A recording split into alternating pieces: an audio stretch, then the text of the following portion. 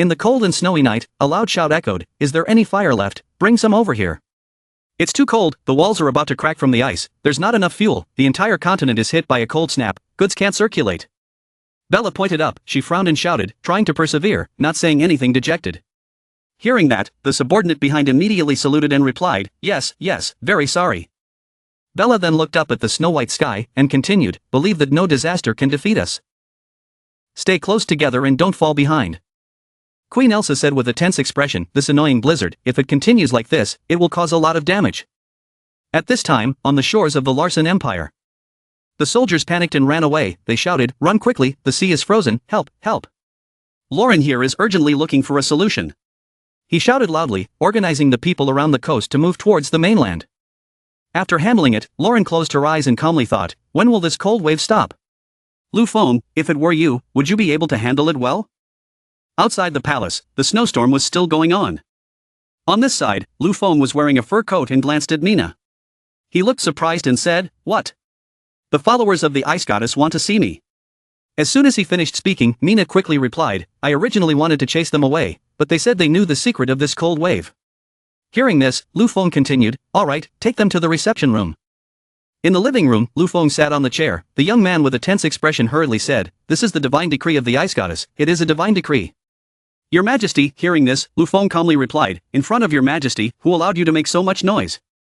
Having finished speaking, the young man quickly continued, "Your Majesty, what I said is true. 10,000 years ago, the divine edict of the ice goddess predicted that there would be a disaster like this." Hearing this, Lu Feng looked surprised and quickly asked, "Divine Oracle, what is the content?"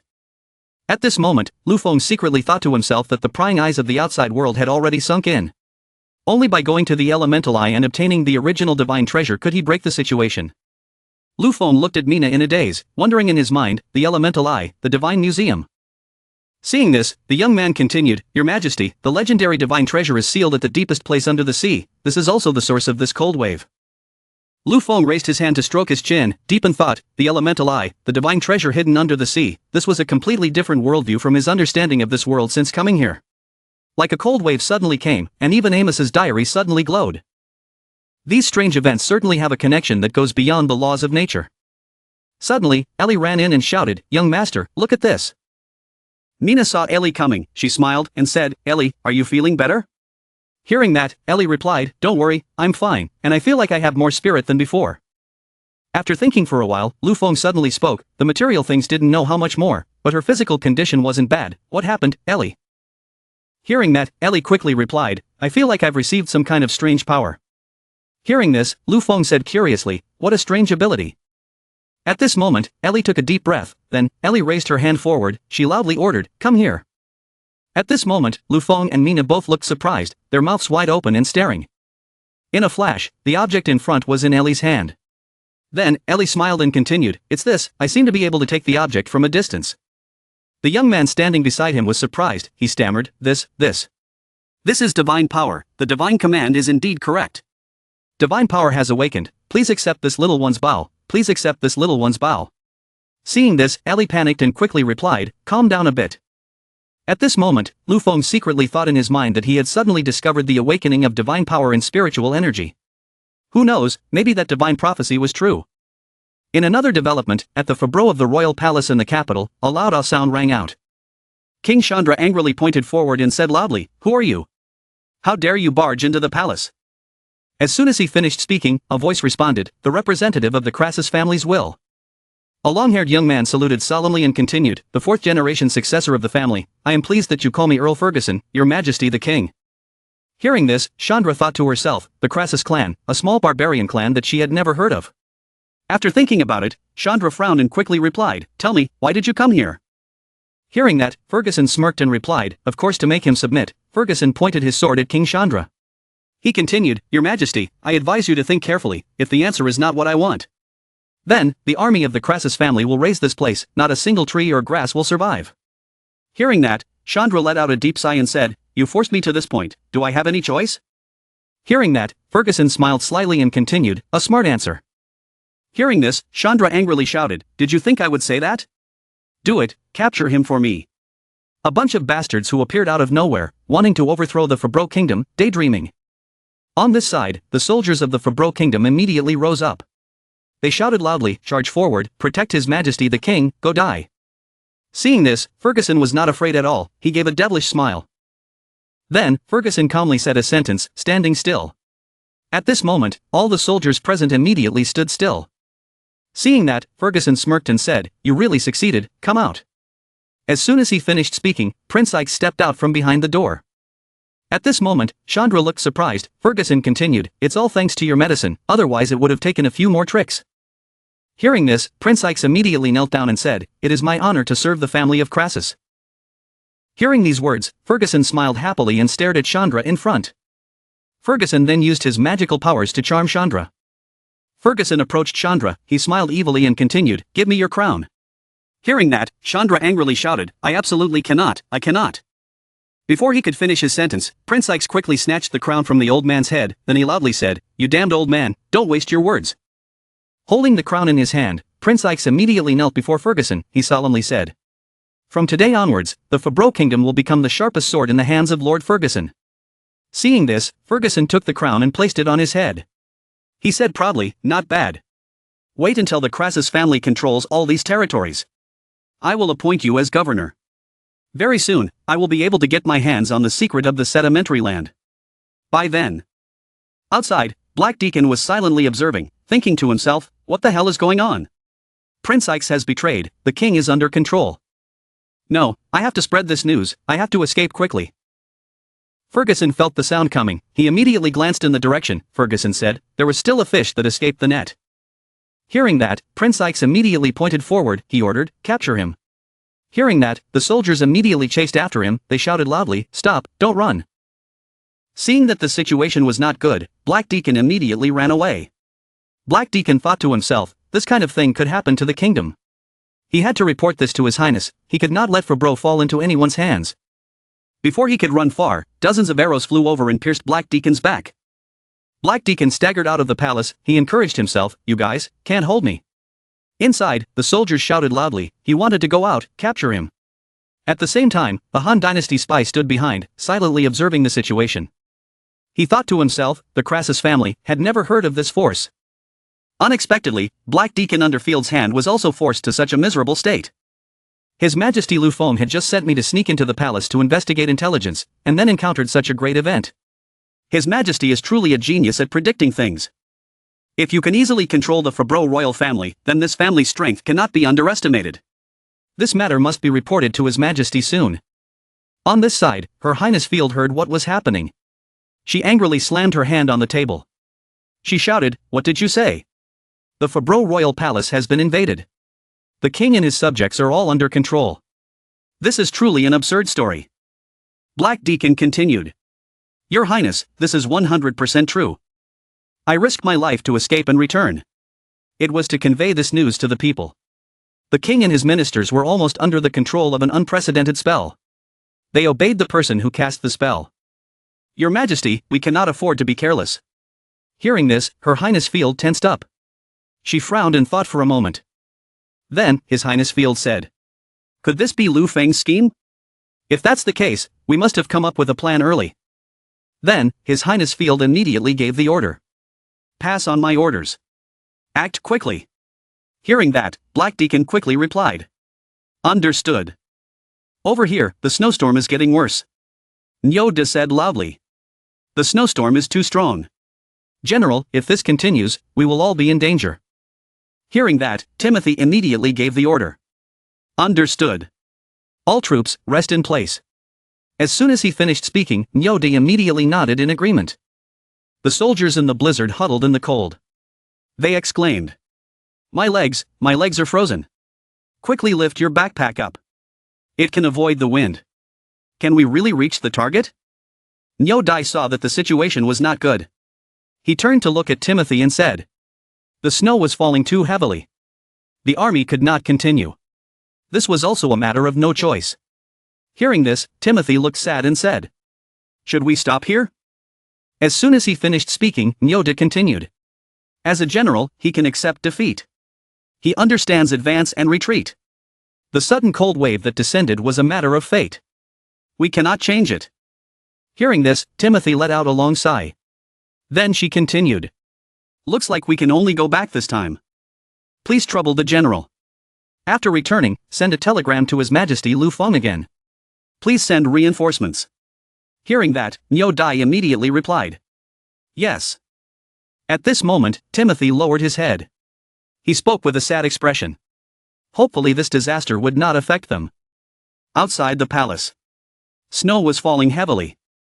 An old man holding a staff stood in front of the city gate. He looked around and said. Finally we've arrived. I heard that you have to go through the chaotic land to reach the Han Dynasty. I've been there. The old man standing below looked at the administrative building. He kept sighing. This architecture is indeed as advanced as the rumors say. I must study it thoroughly. Sure enough, even the Han Dynasty became quite quiet due to the influence of the cold wave. But the people in the city looked well-fed and extremely happy. He looked through the glass inside the building. He gave the child a whining cry, "Let me try a bite." Hearing that, the mother smiled kindly and replied. I'm hungry, let's eat quickly. The old man kept sighing, why is this household's glass so warm? How does this strange device emit heat? Emperor Lu Feng is here, what kind of person is he in the end? Suddenly, the old man discovered something unusual. He looked at the building opposite in front. The old man exclaimed, that was the shaking of elemental power. The sedimentary land unexpectedly still has such strong elemental fluctuations. Lu Feng being defeated is truly a genius. No, I must quickly go there and take a look. Over here, Ellie was concentrating on reading a book while trying to use her magic power. Lu Feng and Mina stood outside, silently observing every little detail. Both of them looked tense. Suddenly, Ellie opened her eyes and stared straight ahead. The book in her hand glowed. The words in the book began to fly up. Ellie used her magic to control the pen. The pen immediately started writing a book. Seeing this, Lu Feng opened her mouth in surprise and said, hadn't Amos's diary already merged into her body? How did it appear again? Hearing that, Ellie replied, I don't know what happened either. There are some strange things written in this diary. It wasn't easy for me to write them down. Then, this diary came out on its own. Now I seem to have grasped an extraordinary ability. Mina saw this and exclaimed. Ellie, you are really amazing. Your document processing efficiency has skyrocketed. Hearing this, Ellie happily replied. No big deal, watch me finish the job in the blink of an eye. Having said that, Ellie began to activate her divine power. Suddenly she felt something unusual. Ellie, what's going on? I think. Seeing this, Mina and Lu Feng panicked and quickly ran over and shouted loudly. Ellie, what's wrong with you? Be careful, at this moment, Ellie had fallen onto the chair. She was lying unconscious. Mina stood beside him and called softly. Ellie, at this moment, Lu Feng quickly picked her up.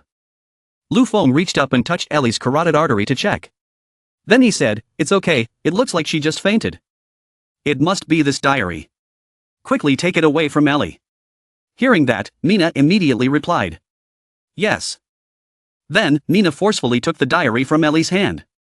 But there was something unusual. Mina said, strangely, this diary seemed to be stuck to Ellie's hand. Hearing that, Lu Feng said, let me try. Seeing something unusual, Lu Feng thought to himself that after going through many times of time travel, his strength had long since surpassed the limits of humans. Even he couldn't take it out, this book truly had extraordinary power. Suddenly, from outside the door, a young man shouted loudly, Your Majesty, I want to see you. Seeing this, the guard at the door quickly stopped him and said, You cannot go in. Seeing this, Lu Feng and Mina looked around in confusion. The white-haired young man quickly continued, Your Majesty, I heard it again, the divine command of the ice and snow goddess. Hearing that, Lu Feng handed Ellie to Mina to hold, then he turned his head and replied, God, did you hear something again? As soon as he finished speaking, the white-haired young man quickly continued, Your Majesty, the goddess requests a sacrifice ceremony. Hearing this, Lu Feng looked surprised and exclaimed. The young man continued, Great goddess of ice and snow. We offer sacrifices to you. These offerings include flowers, fruits, livestock, and possibly even the lives of young men and women. This is done to appease his anger and to dispel the cold wave. Hearing this, the guard at the door angrily shouted. Enough, stop talking nonsense in front of His Majesty, or I will throw you out into the snow. Hearing this, the young man panicked and cried out, begging for help. Your Majesty, what I said is the truth, only the ritual can dispel the cold wave. Hearing this, Lu Feng thought to himself that the situation before his eyes was very strange. The icy wave suddenly came. Amos' diary suddenly glowed. There is also Ellie. As if it was predetermined, it seemed like some kind of transformation that I couldn't explain was happening. What is it in the end? After thinking for a while, Lu Feng immediately said, "It is not impossible to let you organize the ceremony. But I have a question."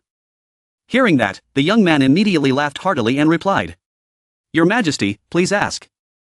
As soon as he finished speaking, Lu Feng said with a solemn expression, "What kind of sacrifice does the divine edict want from you?"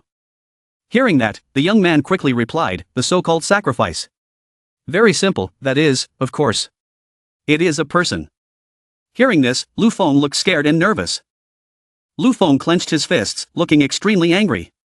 Lu Feng said loudly, Lu Feng, no matter what happens, I will absolutely not allow you people in the Han Dynasty to perform human sacrifices.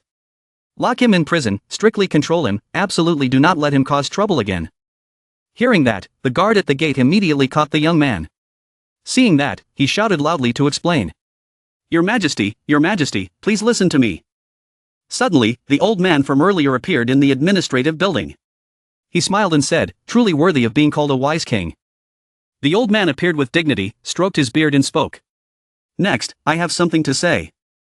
Ever since the old man appeared, the long-bearded soldier felt something. He thought to himself, when did this person enter? Could he be an accomplice of the ice goddess cult? On this side, Lu Feng was also surprised. He secretly sighed that even he himself had not discovered his whereabouts. At this moment, the soldiers immediately surrounded the old man and loudly questioned who was coming and dared to barge into the palace. Suddenly, the old man's eyes became sharp and fierce. His magic staff suddenly glowed. Then, the old man raised his staff high, and a certain power surrounded the soldiers and tied them up. Seeing this, Mina and Lu Feng could not help but be surprised at this rare sight. After dealing with the soldiers, the old man calmly continued, "Everyone don't get agitated, this old man has no ill intentions. This old man's name is Aldrich, born from the hatred of truth, has heard of the Han Dynasty for a long time, this time I personally came to see it, truly impressed. It turns out, the old man is the Mage Aldrich." He continued, "This old man saw a strong elemental force gathering here. Unable to control his curiosity, he flew here to see what was going on. The strong attraction of this element is very rare. Please do not blame me." Hearing this, Lu Feng walked over. He wondered, the attraction of the elements. As soon as he finished speaking, the Mage Aldrich continued, "Yes, this child had not undergone any training but had already initiated the awakening of the elements. It's not an exaggeration to say he's a genius." At this moment, the magician Aldrich raised both hands and placed them on Ellie's head to feel. Hearing that, Lu Feng quickly continued, "So, Ellie was currently unconscious because of the awakening of the element." After finishing speaking, the Mage Aldrich quickly replied, "That's right, the little girl was still not used to controlling the elemental power. This child is qualified to be my disciple, just a little reminder and he will progress another step.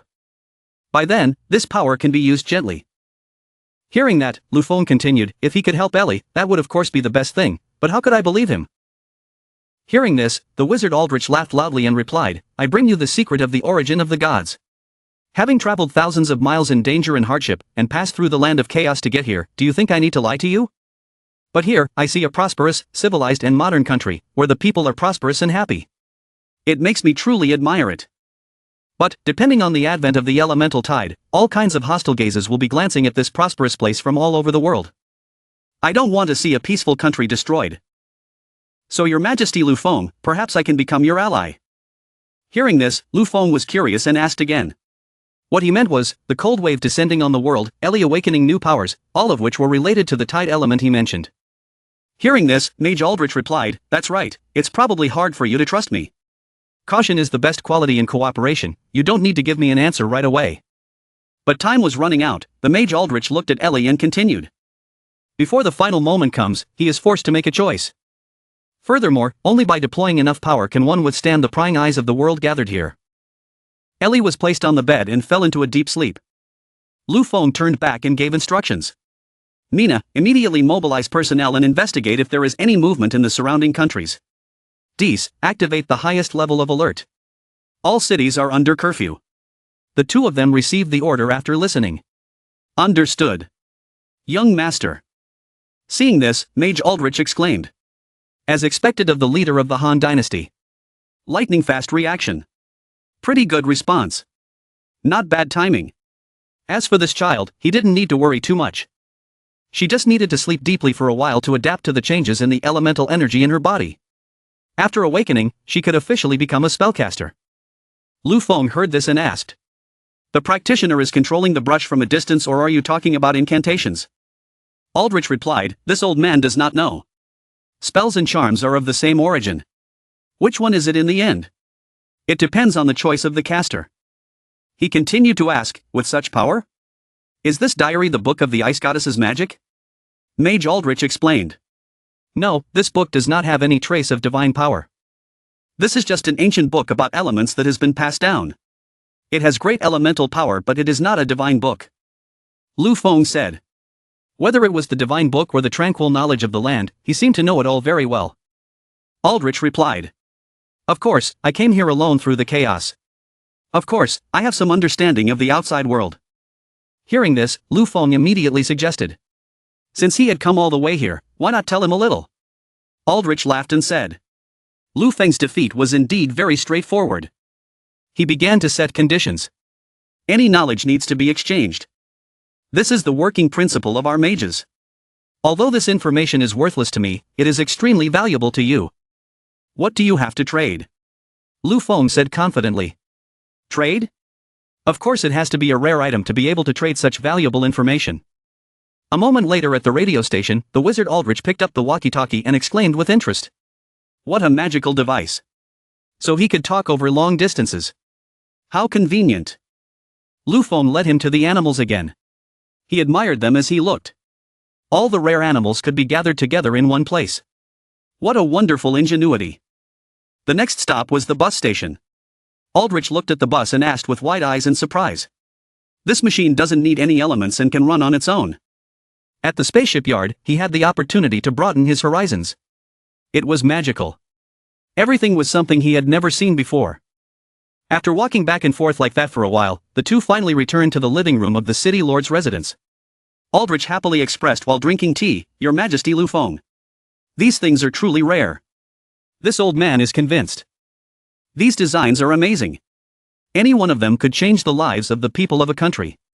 And you can come up with so many. Nicole answered on behalf of Lu Feng. That's why we wholeheartedly trust and rely on the young master. Who would believe it? A few years ago, the people here were still fighting for food because they couldn't get enough to eat, but since the young master started leading us, everyone's lives have gotten better and better. I agree to follow the young master for life. I believe everyone thinks the same. Lu Feng smiled and said when he heard her say that. Thank you, Nicole. Mage Aldrich placed his hand on his chest in respect and said. That's right. This old man has gained insight today. He will definitely provide you with information of equivalent level. Hearing that, Lu Feng immediately opened the map and suggested. Then, tell me the intelligence of the outside world. Looking at the map, Mr. Aldrich stroked his beard and asked, so that's it? Is this the terrain you guys have explored?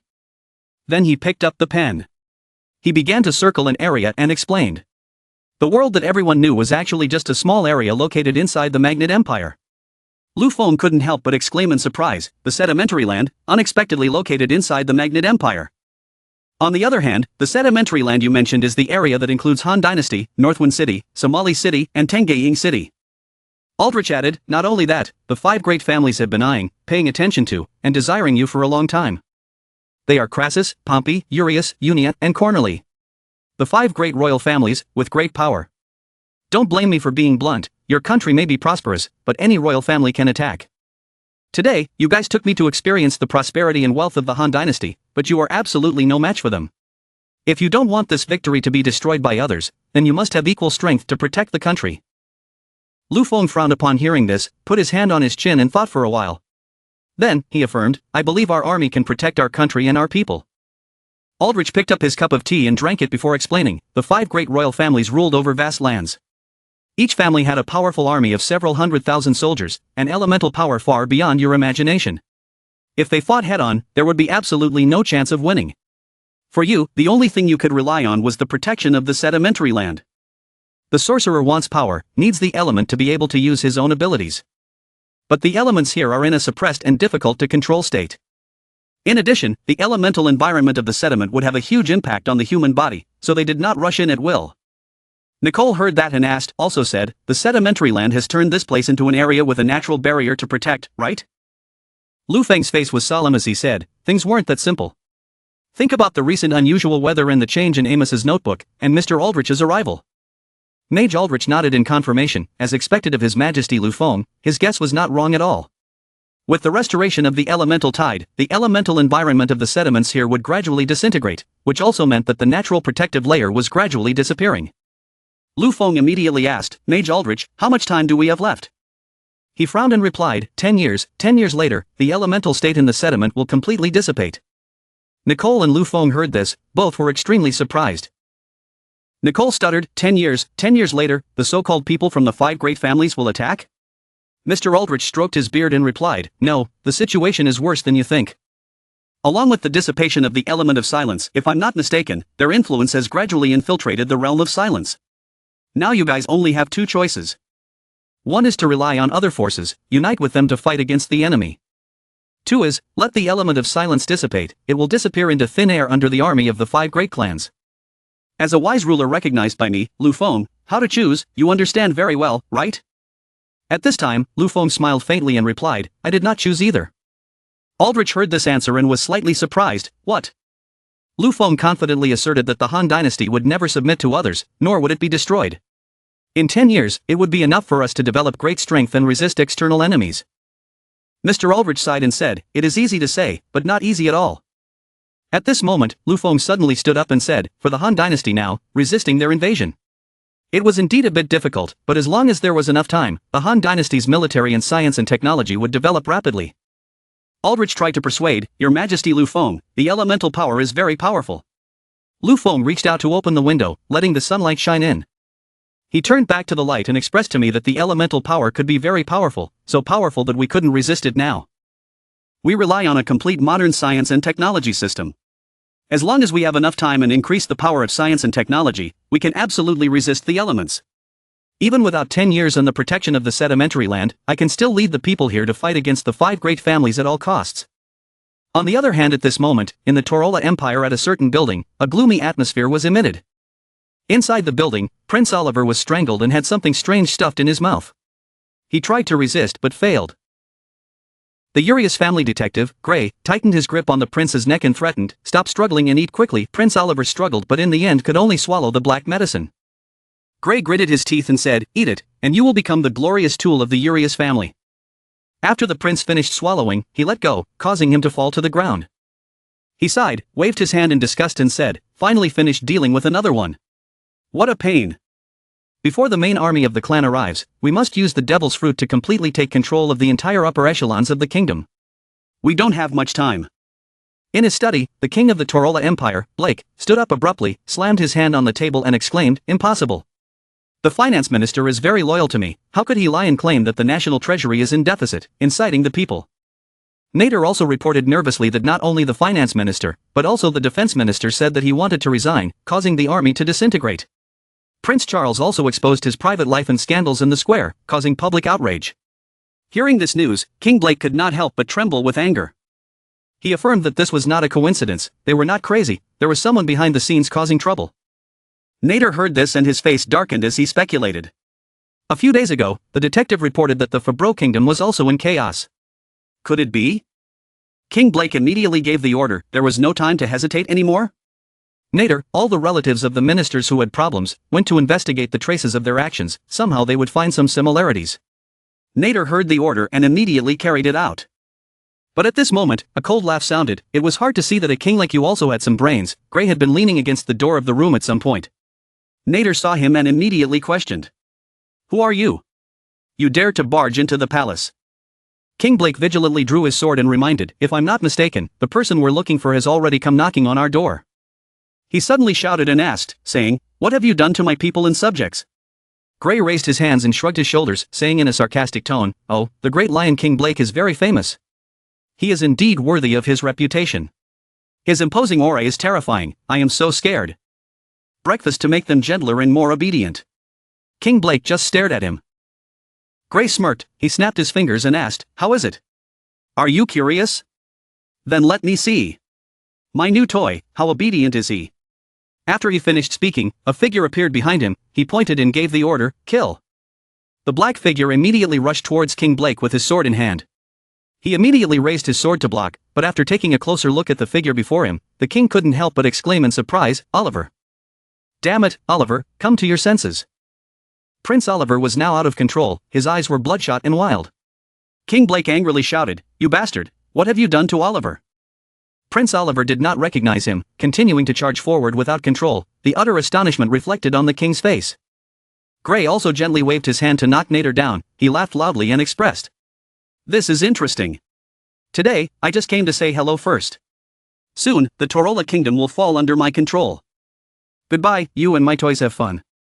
The next time we meet, it will be the day Tola falls. Just wait." After saying that, he left. King Blake was confronting Prince Oliver. Seeing this, he couldn't help but curse angrily, hateful. He immediately swung his sword, knocking Oliver's sword to the ground. Then he directly knocked the prince unconscious. A moment later, the king's subordinates came to take the prince away. The king ordered, "Drag it down," to calm it down. After the matter was settled, King Blake gave a tense order. Nader, who personally went to do the job, was required to thoroughly investigate. Nader immediately received all the information about this person. Outside, the sky was dark. Below, urgent shouts rang out. "Over there, go search over there, it should still be nearby." Gray was standing in a small corner looking down. He sneered in disdain. "What a bunch of trash. A bunch of people flying around aimlessly like flies." The beast Tanger standing next to him wondered. "Your Excellency Gray. Our men have already infiltrated Blake's side. Why not deal with him directly?" Gray looked down. He replied, "Resolve? No rush. I want to keep him while he still has some use. I need a complete Tola Kingdom to offer to my family." Elsewhere, the dove was released that night. The Han Dynasty spy muttered, "Things are about to change. Hopefully, His Majesty Lu Feng can quickly learn about Tola. Prepare early." As soon as he finished speaking, a bloody scene appeared. Red dyed, white feathers. The spy did not expect that. Behind him appeared a person. He instantly swung his sword in his surprise. "What? Why?" A sword slashed. Red blood splattered. The man said as he wiped the blood off his face. He was almost exposed. "No wonder after so many years, there hasn't been any progress. What a waste." The person who just spoke was none other than the main branch of the Urias family. Dennis. Mr. Aldrich once again opened his eyes and exclaimed. No need to light a fire. No need to use elemental power. It was already able to emit such light. It was too miraculous. So humid. This is the warm air generator I saw earlier. Finally I can get up close and investigate. Amazing. Truly a genius. Electricity is too great. Lu Feng walked in with a box. Seeing his overreaction, he asked the guard at the door. These past 3 days. Has he always been in this state? The guard replied. Yes. Your Majesty. Mr. Aldrich is obsessed with our scientific and technological products. He can't escape. Lu Feng laughed when he heard that. Then he raised his hand and knocked on the door and asked, Mr. Aldrich. Are you comfortable living in Han Dynasty these days? Aldrich saw him and said happily. Your Majesty Lu Feng. You've arrived. These past few days have really opened my eyes. It turns out that in this world, there are still these rare and precious treasures. Thank you, Your Majesty Lu Feng, for being so generous. Lu Feng replied humbly. The matter is within reach. I dare not. I dare not. I came today. Mainly because I wanted to. Before I could finish speaking, Mr. Aldrich's eyes sparkled and he asked. Could it be that there is a new scientific and technological product? Lu Feng replied. Yes. This is a treasure. You will definitely like it. Little did he know. Behind him. A strange light emitted. Fortunately, Mr. Aldrich discovered it in time. He immediately shouted a reminder. Your Majesty Lu Feng. Be careful. With that, a loud bang came from inside the room. Black smoke filled the air. The guards outside couldn't help but jump. An explosion? Your Majesty. Inside. Lu Feng was surrounded by black smoke. He kept coughing and said, I'm fine. What's this explosion about? In the crowd. A strange voice spoke. Aldrich. You are a useless guy. That person was a magician with pink hair. He held a magic wand and a magic ball in his hand. He shouted and questioned. It was just a plan to explore the elemental eye. He left and never returned. I thought he died in the sedimentary land. Aldrich's eyes turned red with anger and he shouted, "Terrence, you almost ruined a new technology that I haven't studied yet. I'll risk my life with you." The two mages rushed into a fierce fight. Lu Feng, who was outside, was helpless in trying to persuade them. "Alas, shouldn't you two stop for a moment? I need someone to explain the situation clearly." After a while, the two mages finally calmed down. In the living room of the city lord's mansion, Terrence picked up his teacup and blew on it to cool it down before saying, "So that's how it was." In the end, it was because his temperament was unstable. Aldrich. Fascinated by the so-called science and technology, he forgot about time and didn't even have time to send news back. This clearly showed that his cultivation was still not enough. Aldrich angrily retorted after hearing this. "You old man. You don't understand the situation at all. The science and technology of the Han Dynasty is the most miraculous power I've ever encountered in my life. Not only that, I also discovered an extremely talented female mage here." Hearing that, Terrence asked in surprise, "Here, in this quiet place?" Aldrich affirmed, "That's right." Terrence saw that and said with interest, "Then I must meet her. Where is she?" Mr. Aldrich took the opportunity to sneer sarcastically. "And said I am not practicing enough. Didn't you also not pass the barrier of curiosity?" Terrence. So, the two of them had another chance to argue. One sentence from him, the other from me, they argued loudly. "What did he say?" "I'm curious, it's orthodox. It's a magician. It's not some evil sect. You dare say that science and technology is an evil sect?" Lu Feng sat in the middle and tried to helplessly dissuade them. You two should calm down." This morning, Ellie woke up. Hearing that, both of them stopped moving and turned to look at him. Lu Feng added, "I went to visit her early. She should be here soon." With that, Ellie's figure appeared outside the door. She blushed and asked, "Young master, you called me." The two magicians saw her and couldn't help but exclaim. Mr. Terrence exclaimed excitedly. It was truly unbelievable that the sedimentary land could unexpectedly possess such abundant elemental power. This is truly a once-in-a-thousand-years talent. Her strength can definitely be considered that of a high-level magician. Ellie asked curiously, "Young master, have I changed? I actually don't feel anything special different from before." Lu Feng took her little hand and explained, "You have become stronger. The machine I brought back also tested your body. There is a new flow of energy. Who knows, it might be our secret weapon now." Mr. Terrence was especially complimentary. Of course, this little girl's potential is very great.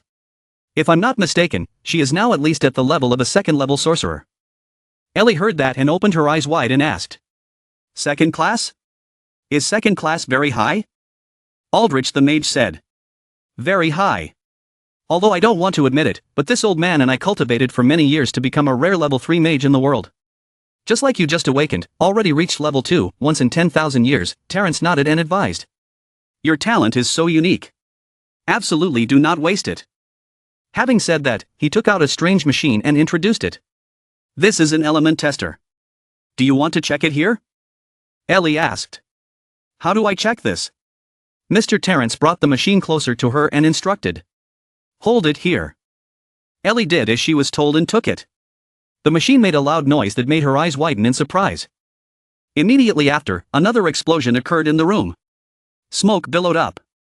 When the smoke cleared, Ellie was coughing and cursing angrily. "What the hell is your machine? How can it explode? Is that possible?" Mr. Aldrich also questioned. "I didn't expect it to pass the test." "It must be because you're greedy for cheap stuff that you bought a poor quality product," Terrence retorted. "Nonsense. There must be a problem somewhere. I'll immediately request a new machine to be sent here." Aldrich suddenly turned to Lu Feng and said, "That's right. His Majesty Lu Feng.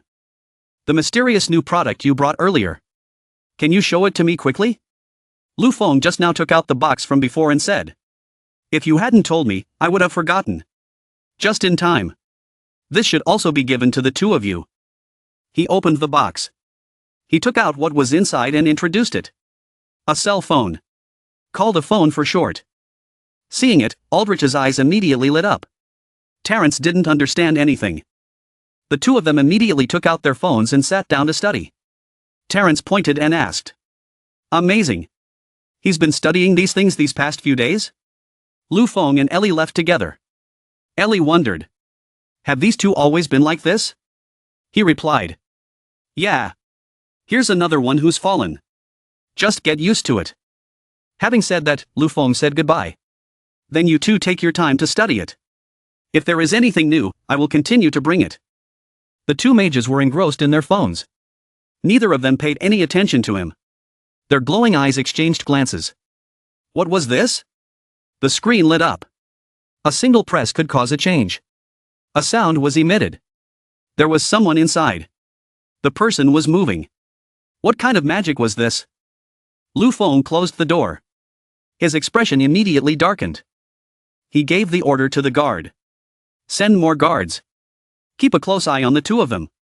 The guard immediately made a gesture of accepting the order. Lu Feng handed him another device and gave him instructions. This is a voice recorder. Record the conversation between the two old men for 24 hours. Give it to the Research Institute for quick analysis. The guard immediately responded in obedience. Understood, Your Majesty.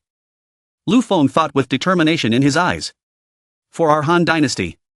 The elemental power in their words. I must find out clearly. At the port of Haiyan City. The snowy wind blew coldly. The sound of people urging. Hurry! A ship has entered the port. Hurry and help. Guard Evan hugged his frozen friend Kevin and said in panic. Kevin, him. Nyo-san saw the situation and immediately calmed down.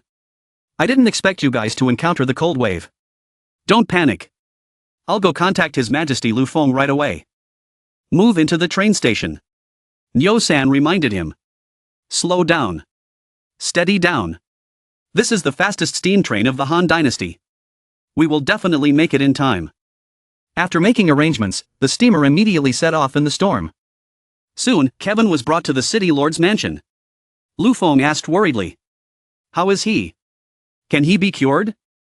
After examining the situation, Aldrich used a neutralizing spell and confirmed. That's right. It's elemental power. Terence frowned and said. It seems. The land of sediment has indeed begun to awaken. After a while, Aldrich turned to reassure Lu Feng, I will remove the ice element on his body, just rest for a few days, he can recover. Lu Feng heard that and breathed in. That's good. Mr. Terence approached him and reminded him. Your Majesty Lu Feng. The elemental dynasty is coming soon. This situation will become more and more serious in the future. Where will the Han Dynasty go? It is time to make a decision. Just as Lu Feng had not yet replied, Billis rushed over from outside the door in a panic. Young master. Me. Lu Feng saw this and turned around.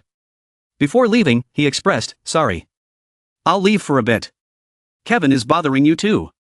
Mr. Terence said, Your Majesty Lu Feng. Rest assured. At the door, Billis immediately grabbed his cloak and said, Young master. I know I shouldn't bother you. But Lu Feng comforted her. Don't panic. Billis. What happened? Billis cried as she recounted. I just received a call from my father, the mermaid headquarters. Suffered heavy damage. Hearing this, Lu Feng couldn't help but frown and exclaim. What? Billis reported the situation. The seawater in many areas had frozen. The people had nowhere to go. Some had not had time to escape. They were all frozen along with the seawater. Young master. I don't know what to do. Up to here. Billis covered her face and cried. Lu Feng then put his hand on her shoulder to comfort her. Don't be afraid. Billis. Immediately send a message to her father. General Cusin. Tell them. We must move the headquarters. Move inland. Act now. Hearing that. Billis hesitated. Move inland. But. We, the mermaid nation, have lived in the sea for hundreds of years. Lu Feng knew she was agitated. But he had to explain with a straight face. Billis. I know people don't agree to leave the sea. But the elemental tide is getting more and more serious. The situation is only getting more and more dire. There was no more hesitation. Now move. The Han Dynasty would spare no expense in rescuing the merfolk. At this point, Billis no longer hesitated. She looked up at him. Her eyes were filled with determination. Young master. I know. Young master. I'll go contact father. Han Dynasty will always be our strong backer. Having said that, she bowed and left. Lu Feng also nodded. Go. As soon as Billis left, another person came to announce. Your Majesty. There is news from the detective. In the study, Lu Feng sat motionless on the chair. Nina immediately asked worriedly. Young master. What happened? Could it be that the elemental tide has a new problem? Lu Feng hesitantly replied. Not yet. However, the headquarters of the elders suffered heavy losses due to the cold wave. And the intelligence network of Faberge and Torola also suffered a serious blow. Hearing this news, everyone was shocked. Yuffie commented. It seems like someone wants to use this elemental tide to do something. Nicole asked. The two mages were talking about the siege and the confrontation. Has it already begun? Lu Feng confirmed. That's right. The world situation is changing very quickly. We can't be optimistic. That's why we need everyone's strength. Hearing that, everyone eagerly responded. Young master, there is no need to say anything. What needs to be done? Just give instructions. Nicole will also try her best. Leave it to us. Young master. Lu Feng smiled and said. I will try to find more information about science and technology. Yuffie, you and your father don't need to worry about anything. Just focus on researching science and technology. Quickly master more powerful military equipment. Yuffie heard that and clenched her fists confidently and said, no problem, when it comes to research, no one can surpass me and my father. Lu Feng continued to assign tasks. Nicole took over the work in Ellie's place. Nicole was a little surprised at first but quickly accepted. Okay. Ellie pointed at herself and asked. What about me? Lu Feng reminded. Ellie, the most important thing for you right now is to rest. The elemental power you just awakened is our new trump card. Hearing this, Ellie immediately agreed. Lu Feng looked up at Mina and said. As for Mina, come with me to entertain the two old wizards. A moment later, in the room of the two wizards, both of them opened their eyes wide and exclaimed. What? Can you give these scientific and technological products to us? Lu Feng smiled and replied. I see that you two are really passionate about science and technology. Consider these as a meeting gift. Aldrich regained his composure and asked seriously. Your Majesty Lu Feng. I am also considered to be a person with a lot of experience. With such an attractive offer, what do you want us to do? Lu Feng said without hiding anything. I hope you two can help me.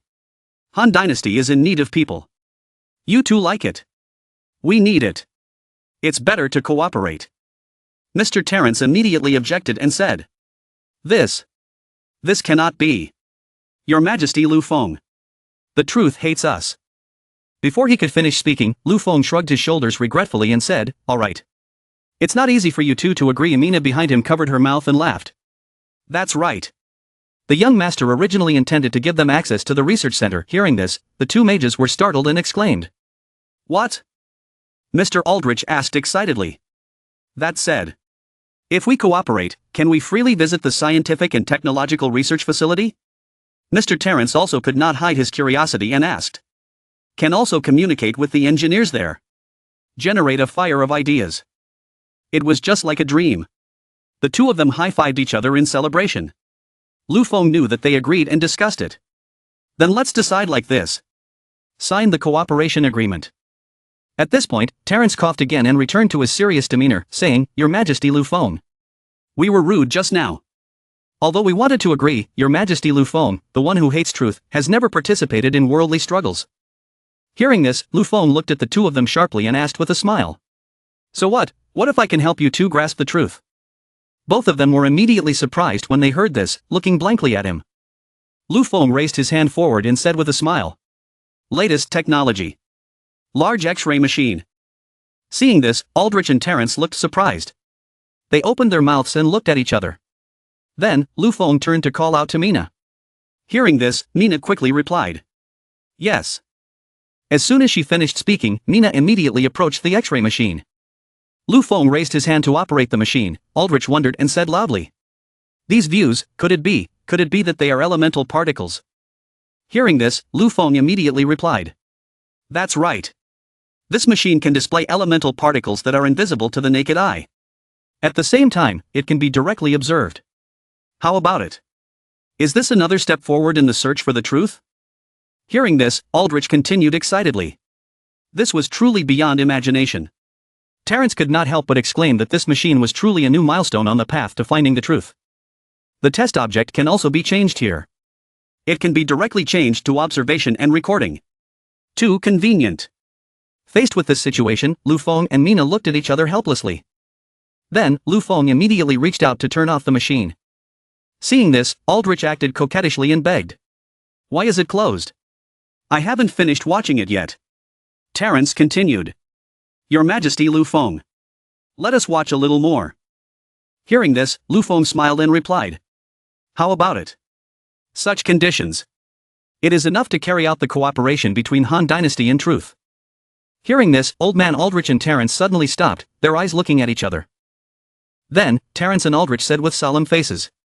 "Your Majesty Lu Feng. We understand.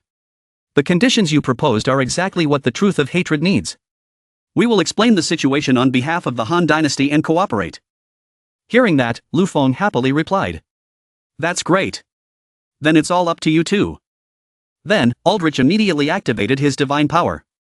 He said, "I now transmit the news of the truth of hatred." As soon as he finished speaking, a paper crane appeared. After that, Aldrich released the paper crane to fly away to deliver the message. On this side, Lu Feng whispered into Mina's ear. "Go, give orders to the royal guards. Just follow the plan to set off the explosives in the palace." Hearing that, Mina immediately nodded and replied. "Yes." At this moment, Lu Feng thought to himself that the first step had been successful.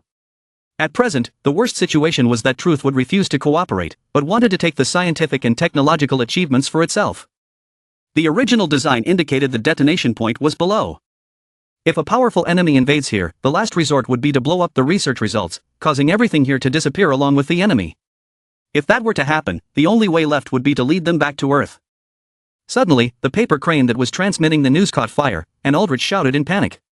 This is the news transmission being interrupted."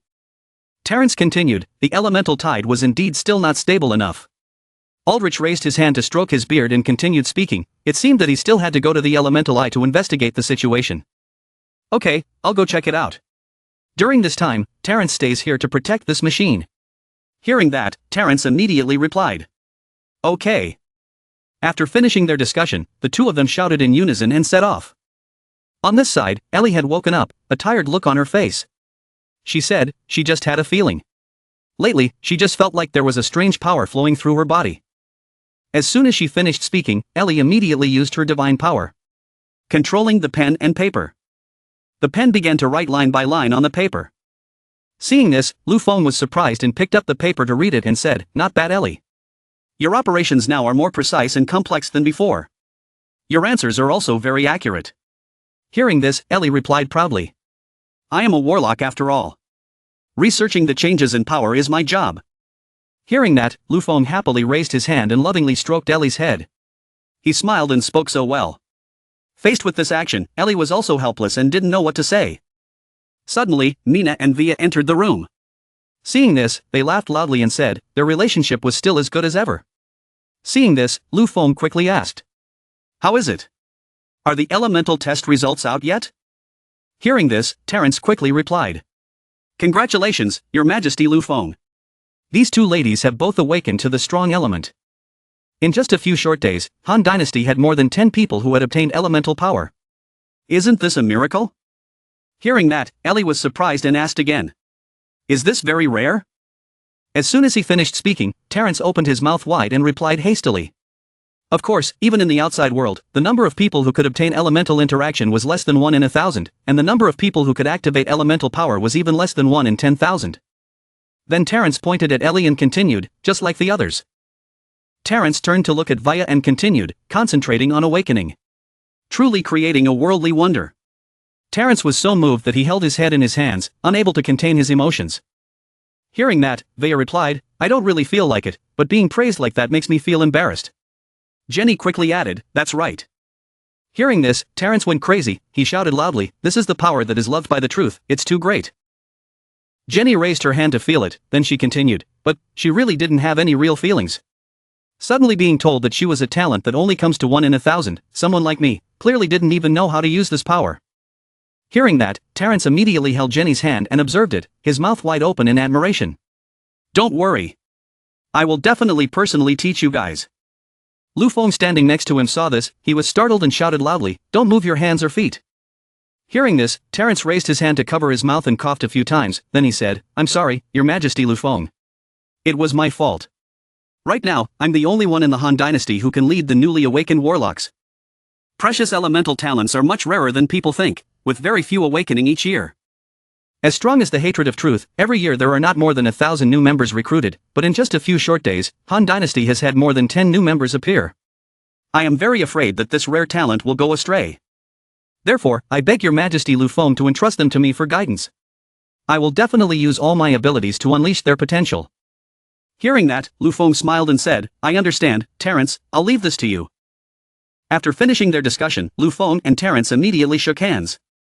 Seeing that, Ellie, Via and Jenny shouted in unison, "We will train well." Hearing that, Lu Feng smiled and replied, "She didn't need to overexert herself," and then fell asleep again, Ellie. Hearing that, Ellie angrily shouted, "That time was an accident." Suddenly, from outside the door, the guard ran in, out of breath, and reported to His Majesty. The followers of the ice goddess were gathering to cause trouble again. They kept shouting, saying that the goddess's punishment was coming soon. Hearing that, Lu Feng calmly replied, "Don't panic, take me to see." Then, Lu Feng loudly instructed, "Everyone listen carefully." Lu Feng's gaze was resolute. He stared straight ahead. Standing high up, they stood still and silently observed every move of the followers of the ice goddess. Below, the follower of the ice goddess held up a sign. On the sign it said, "Divine punishment has descended.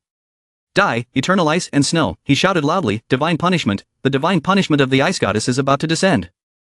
Then, the follower of the ice goddess pointed forward and said, "His Majesty the Emperor refuses to offer human sacrifices, the cold wave will not be pushed back, this disaster will continue to come, you don't believe, don't regret it later.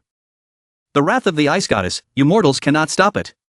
Hearing these words, the people's faces were filled with astonishment, they began to discuss excitedly.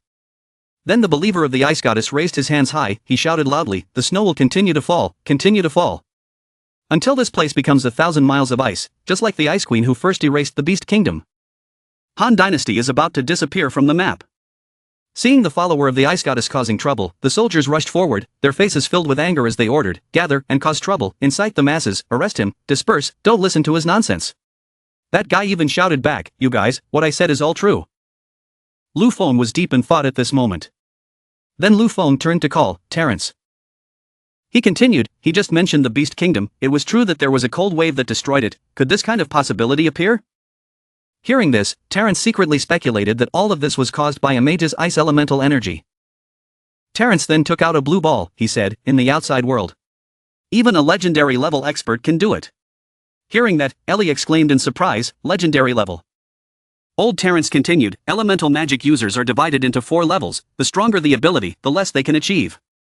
Level 1 is an apprentice, the attack power is like a gun.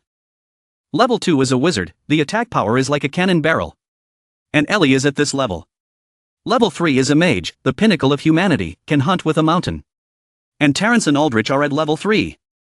Level 4 is legendary, destroying cities and nations." Hearing this, everyone looked scared and surprised. Old Terence continued, "But I dare say, in the sedimentary land, even a legendary mage would absolutely not be able to unleash this kind of power." Hearing this, Lu Feng raised his hand to stroke his chin and said thoughtfully, "Is that so?" Terence continued as soon as he finished speaking, "But, just in case, I will continue to ask for the help of the truth of hatred, just in case. Please rest assured, everyone." Hearing this, Lu Feng replied, "Terence, the nonsense words of these people cannot be completely believed." Lu Feng then pointed towards Via, Ellie and Jenny and continued, still asking him to focus on teaching them. Hearing that, Terence immediately replied, "No problem, I can't ask for a child, Your Majesty Lu Feng, I will definitely help you carefully polish these rough gems, they are rare talents." Hearing that, they immediately replied in unison, "We will also try our best." Then, Lu Feng suddenly reached out and lightly touched her shoulder and called, "Ellie." Seeing that, Ellie looked startled, so Ellie turned her head and replied, "Young master." Lu Feng continued speaking, passing down orders, and spies from all over the country began to investigate what the believer had just said. Hearing this, Ellie replied, "The young master wanted to talk about the matter of the Beast Nation back then, the young master was worried that our country would be like what that person said." Hearing this, Lu Feng was silent and thought for a long time. Then he continued, "I won't let that happen, just to be safe. Unknown forces are constantly emerging, our intelligence work cannot be left behind. Since the cold wave began, we need to start being on full alert. Over here, Terrence and Yuffie were staring at the elements ahead, they replied in unison. Then, Yuffie said urgently, 48 hours have passed, the moment of victory has come. At the same time, Terrence loudly ordered, quickly, take the X-ray machine, check the elemental content in the bottle. Hearing that, Yuffie immediately took the bottle and placed it inside the X-ray machine. However, the two of them silently watched the developments. In no time, the X-ray machine started up. Seeing this, Terrence shouted happily. It was a success, the element concentration did not change, and the activity was also kept perfectly. Old Terrence hugged the X-ray machine and exclaimed, it's all thanks to this machine that we can observe and check the operation of the elemental particles in our bodies. Hearing that, Yuffie quickly added, it was unexpected that in a vacuum state, the elemental particles could be preserved so stably. This was truly a major breakthrough.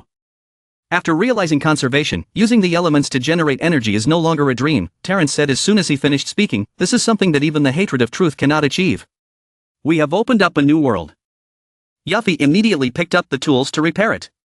She said urgently, there was no need to delay, she had to take it out and try it out, starting from the starting point. Time passed by in a flash, the guard at the door was sipping tea and humming a few lines. Suddenly, a loud explosion came from inside the laboratory, causing the young man to choke on water. The guard looked panicked and asked, what happened in the lab, is everyone inside okay? As soon as he finished speaking, a hearty laugh came from inside. When the smoke cleared, all they saw was Terrence and Yuffie, their faces dirty, giggling happily. Seeing this, the guard quickly said, are you two still okay? Hearing this, both of them replied in unison. We feel extremely good.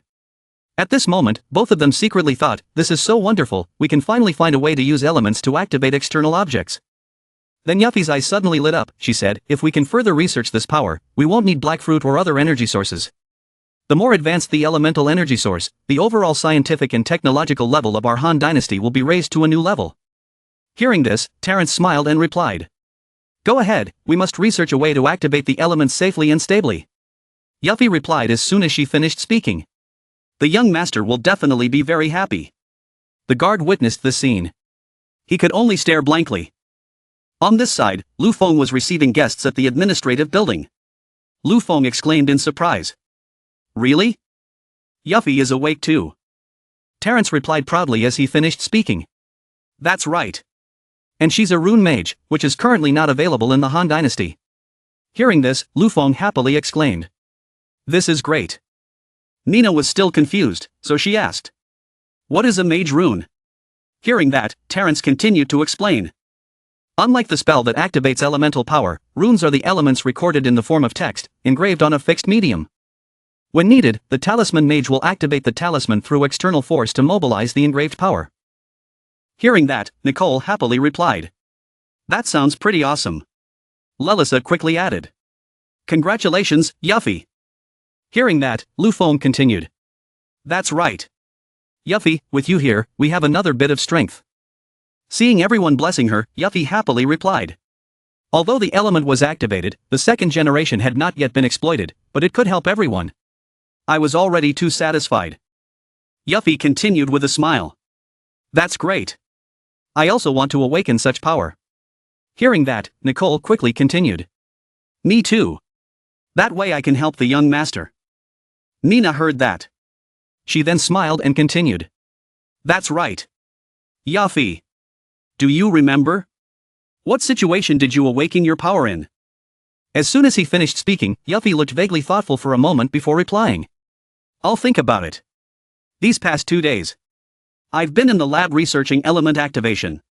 My mind is full of the principles of particle mobility. Elements.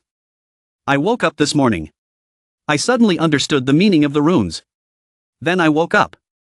That's right. I heard that. Nina replied in surprise. So that's how it is. In a dream. When Ellie woke up, she was also unconscious. Hearing that, Nicole and Lelisa quickly nodded in response. Suddenly Nina thought of something. She shouted loudly. No way. The time to wake up is to go to sleep. Hearing that, Lelisa and Nicole nodded and said. That makes sense. Hearing that, Lu Feng said helplessly. A very vague conclusion. After that, Nina stood up and continued. If that's the case. In order to wake us up quickly. Young master, please come and sleep with us more. Seeing that, Nicole said with a disgusted expression. Too cunning. I want it too. After saying that, Nicole and Lelisa immediately clasped their hands together and prayed for blessings. Young Master. Please bless us to quickly awaken. We want to become the young master's strength. Hearing that, Lu Feng said helplessly. Am I the auspicious object of the ancestors? Hearing that, Nina laughed loudly and replied. There's no need to delay. Let's try it now. Hearing that, Lu Feng shouted in embarrassment. It's daytime now. At this moment. At the prison mountain range. The snowstorm still shows no signs of stopping. In the cold night.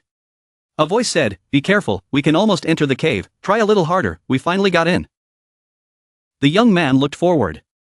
He opened his mouth in surprise and exclaimed. This is. The ice never melts. We have found traces of the incident left by the Ice Queen that year. The young man brought the lighter closer to the ice and snow. He said. Sure enough. Even when exposed to fire. This ice will not melt. Hearing that, the young man standing behind him. His eyes lit up and said. It must be the elemental power that His Majesty mentioned. We must find a way to bring the sample back. Hearing that, the curly-haired young man immediately said. This trip will not be in vain. We must quickly send news back to His Majesty. As soon as he finished speaking, the blue-haired young man pointed forward and replied. That's not all. Let's follow this path and continue exploring deeper inside. Hearing that, the curly-haired young man immediately nodded in agreement. He recalled Lu Feng's instructions. Remember. We want to understand the power level of the ice goddess. Therefore, you must investigate the incident that year clearly. His Majesty needs the clearest information. We cannot disappoint that expectation. Continue going deeper into the cave. On this side, at the border of the sedimentary land, the Pompy family, where the army was stationed. Pompy Simmons' son led the horse with one hand, his eyes glancing ahead as he said. Call the magician to come with me. Hearing that, he immediately replied, yes. Then the Pompy family magician heard Simmons and asked. Simmons, General, what is your command? Hearing that, Simmons replied. Elemental fluctuations within the sedimentary land. How are your surveillance going? When can my army attack? As soon as she finished speaking, the Pompy family magician used her divine power to sense. She replied. The results are in. General. The worst period of the elemental tide is gradually passing. These days, the amount of elements in the sedimentary land has stabilized, although compared to the outside world, the level of elemental concentration here is still pale. However, it is estimated that in just 4 months, the elemental concentration can recover to over 30%. Hearing this, Simmons continued to ask. When the time comes, we just need to coordinate the protective gear. Our army can attack the sedimentary land. Right? Hearing this, the magician immediately performed a salute in response. Yes. Suddenly. A voice interrupted. We don't need to wait that long. Now, he can still use rune props to maintain his movements in the sedimentary land. He is the second son of the Pompy family, Ferdinand. Hearing this, Simmons continued. I've said it many times. Ferdinand, rune props cost red earth. We don't need to waste it like this. As soon as he finished speaking, Ferdinand reached out his hand to feel the coldness of the ice and snow. He continued, look at this vast sedimentary land, how long can you last with just the runes? Hearing this, Simmons shouted loudly, just 4 months, 4 months later, our Pompy family's cavalry can raise this place. With that, Ferdinand crossed his arms in front of him.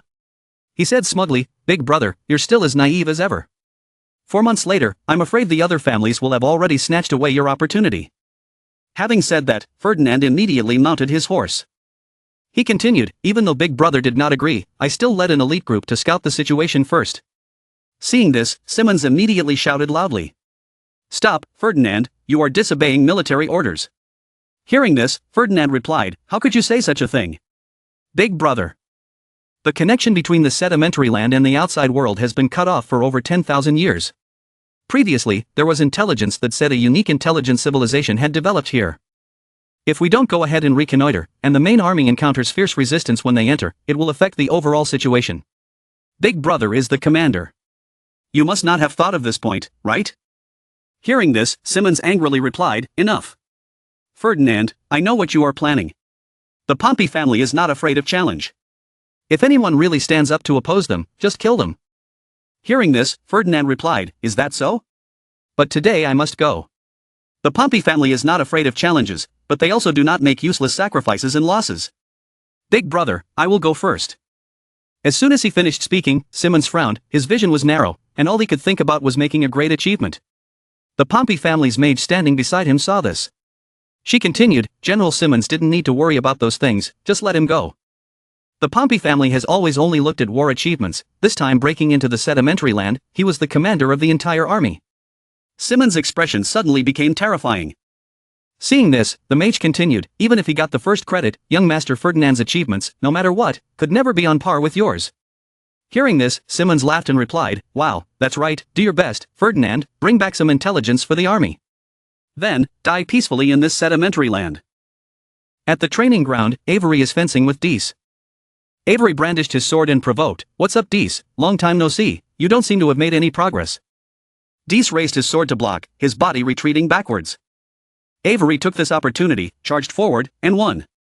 Avery's sword struck out again, directly pressing down on Dees. Avery was arrogant. What? Just like that he admitted defeat. Dees tried to block with her sword, but was about to lose. She trembled and said, "She really was, did she need to be so strong for a practice match?" Avery was furious and used even more force, of course. The cold wave came. I was urgently called back from Tola, only to find out that everyone had awakened their magical powers. If I didn't make an effort, I wouldn't even have the qualifications to hold a sword. Then what qualifications would I have to protect the princess?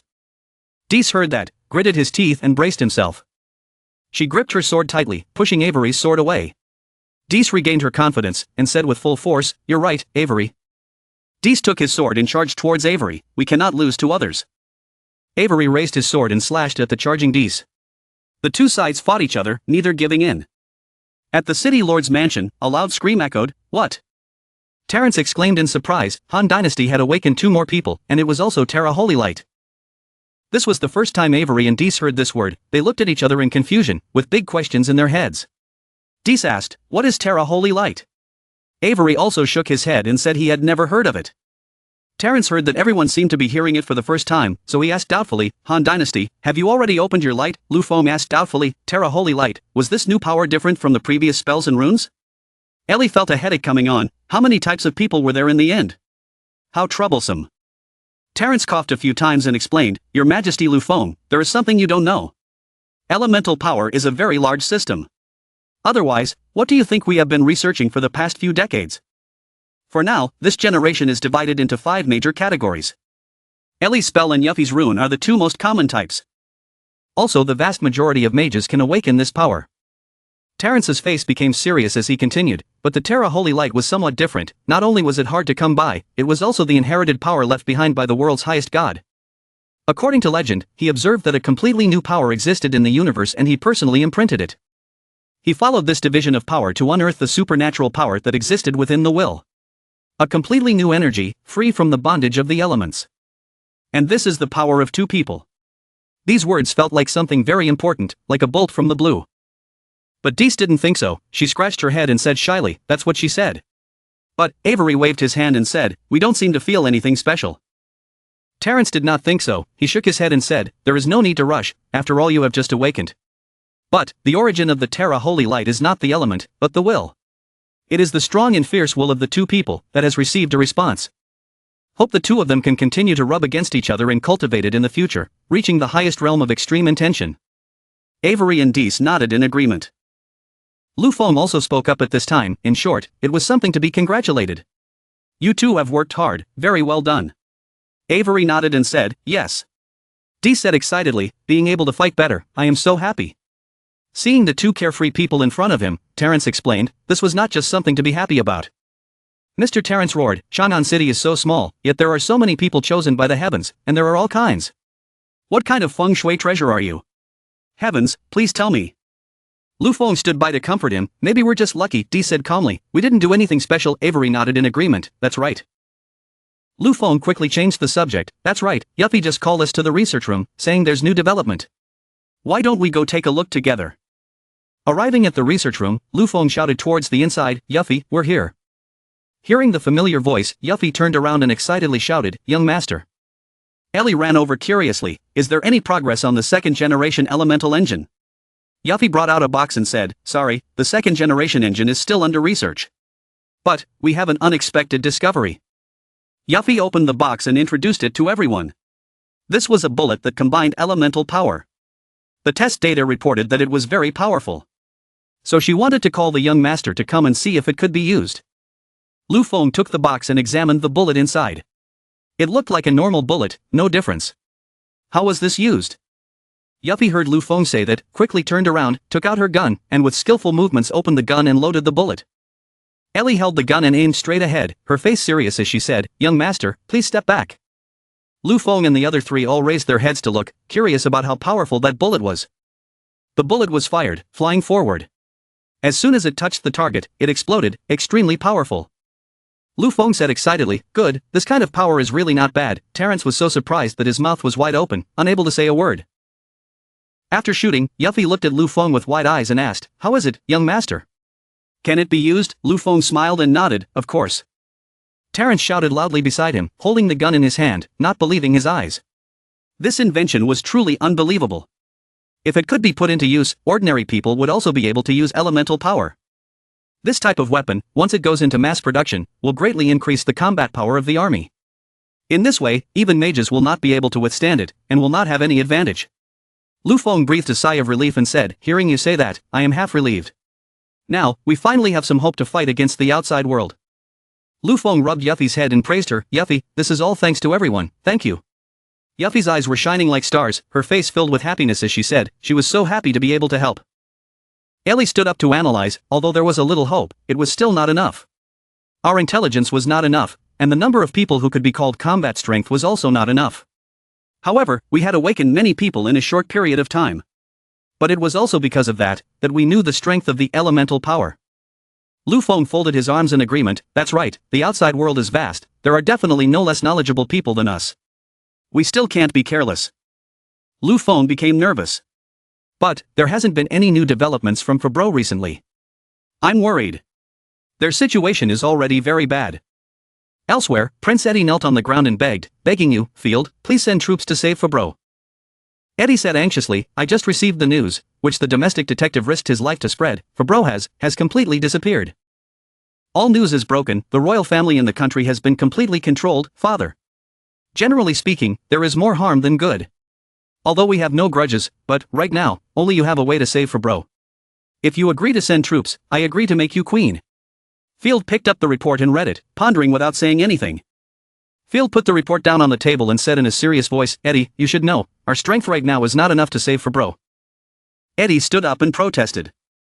But, before Eddie could speak, Field stood up and crossed his arms and spoke first, so he told Deacon Hong to go to Timothy to negotiate a ceasefire. We need time to breathe and find other forces worth working with. At Timothy's territory, Timothy looked at Deacon Hong kneeling below and asked in surprise, what, want to stop fighting? Want me to retreat when I'm in such a good situation? Is Field now so confused? Deacon Hong spoke the truth with difficulty, Your Majesty Timothy, Ferro has completely fallen. Ferro has a force we don't know about, taking the opportunity to infiltrate. Over the past few months, the intelligence we have gathered indicates that countries have fallen into a state of hidden turmoil. Timothy heard this, his face darkened, and he did not say a word. Deacon Hong continued, if because of our fight, those petty people take advantage of the situation, wouldn't we be at a huge disadvantage? Duke Willer stood aside and couldn't stand it anymore. He raised his voice and said, Your Majesty, I think this is a plot by the enemy. With the advantage we have now, who knows what kind of lies they will come up with. Deacon Hong didn't pay attention and continued to explain, Your Majesty, such a clumsy lie, one can easily see through it with just a little investigation. We can't joke about national affairs. Timothy rested his chin on his hand, deep in thought. I know, I'll send someone to investigate. You go first. Duke Willer heard this and stood up to protest, Your Majesty, this is an urgent matter, you must believe me. At this moment, Robin ran in from outside and said in a panic, Your Majesty, there is news from the Han Dynasty. Hearing this news, everyone in the room, including Deacon Hong and Timothy, were surprised. Robin walked to Timothy's side and whispered in her ear, the Han Dynasty sent us a reminder. Timothy looked over and said, Reminder, Robin said, His Majesty Lu Feng advised us to be careful recently. It seems that there are some people who don't know their identities and are secretly operating everywhere. Timothy became tense, it was true, could it be that Field, for once, was telling the truth? Timothy waved his hand to Deacon Hong below and said, I already know your words. But this is an important matter, we still need to plan long term. You step down first, after we have the results, I will personally write a reply to Field. Deacon Hong bowed his head and replied, yes, please, Your Majesty, for the greater good. In Haiyan City, snow was falling from the sky, the surrounding landscape was completely covered in white. People here were panicking, saying, quickly, quickly go save people. Another ordinary boat accidentally came into contact with the iceberg and was in trouble. The group then headed towards the ship that had just sunk and proceeded to rescue the people on board. This month, it had been several times that cargo ships had been destroyed, more than the ships that had entered the port smoothly. Not only merchant ships, even the fleets could not withstand it. Below the boat, the rescue team shouted loudly to the people on the boat. You are saved, hang in there. The people on the boat watched their cargo sink deeper and deeper into the sea, and cried out in pain. My cargo, my entire fortune. Blame this blizzard, there are more and more icebergs on the sea and underground. If this continues, how will we survive? Lu Feng held the report in his hand, his expression becoming serious. The icebergs were increasing, the sea was forced to stop, the warships were destroyed. The effects of the cold wave were indeed getting more and more serious. Mina stood by worriedly, young master, the trade can be temporarily stopped, but the warships. Lu Feng rested his chin on his hand and analyzed, no problem, all are forbidden from going to sea, ensuring the safety of the people is paramount. Contact the food warehouse, transfer necessary supplies from the mainland, give them to the people for survival. Before the cold wave passes, without my orders, no more going out to sea is allowed. Mina received the order and replied, yes, young master. Lu Feng looked at Avery and gave the order. As for military defense, it depends on you, Avery. Mobilize part of the army and strengthen the coastal defense. Avery, you personally lead an elite team to guard the border. Lu Feng added a reminder to be careful, to avoid anyone taking advantage of the chaos to break through the encirclement. Avery raised his hand in a salute and said seriously, I know, leave it to me. Lu Feng seemed to remember something, turned to Mina and said, also, the Han Dynasty's reserve energy also started up. Mina asked with doubt in her heart, young master, what you mean is, let the common people also start training. Lu Feng nodded in affirmation, yes, we must popularize militarized training, so that the common people also have the ability to protect themselves. Mina seemed to remember the old days, just like us when we first started, so nostalgic.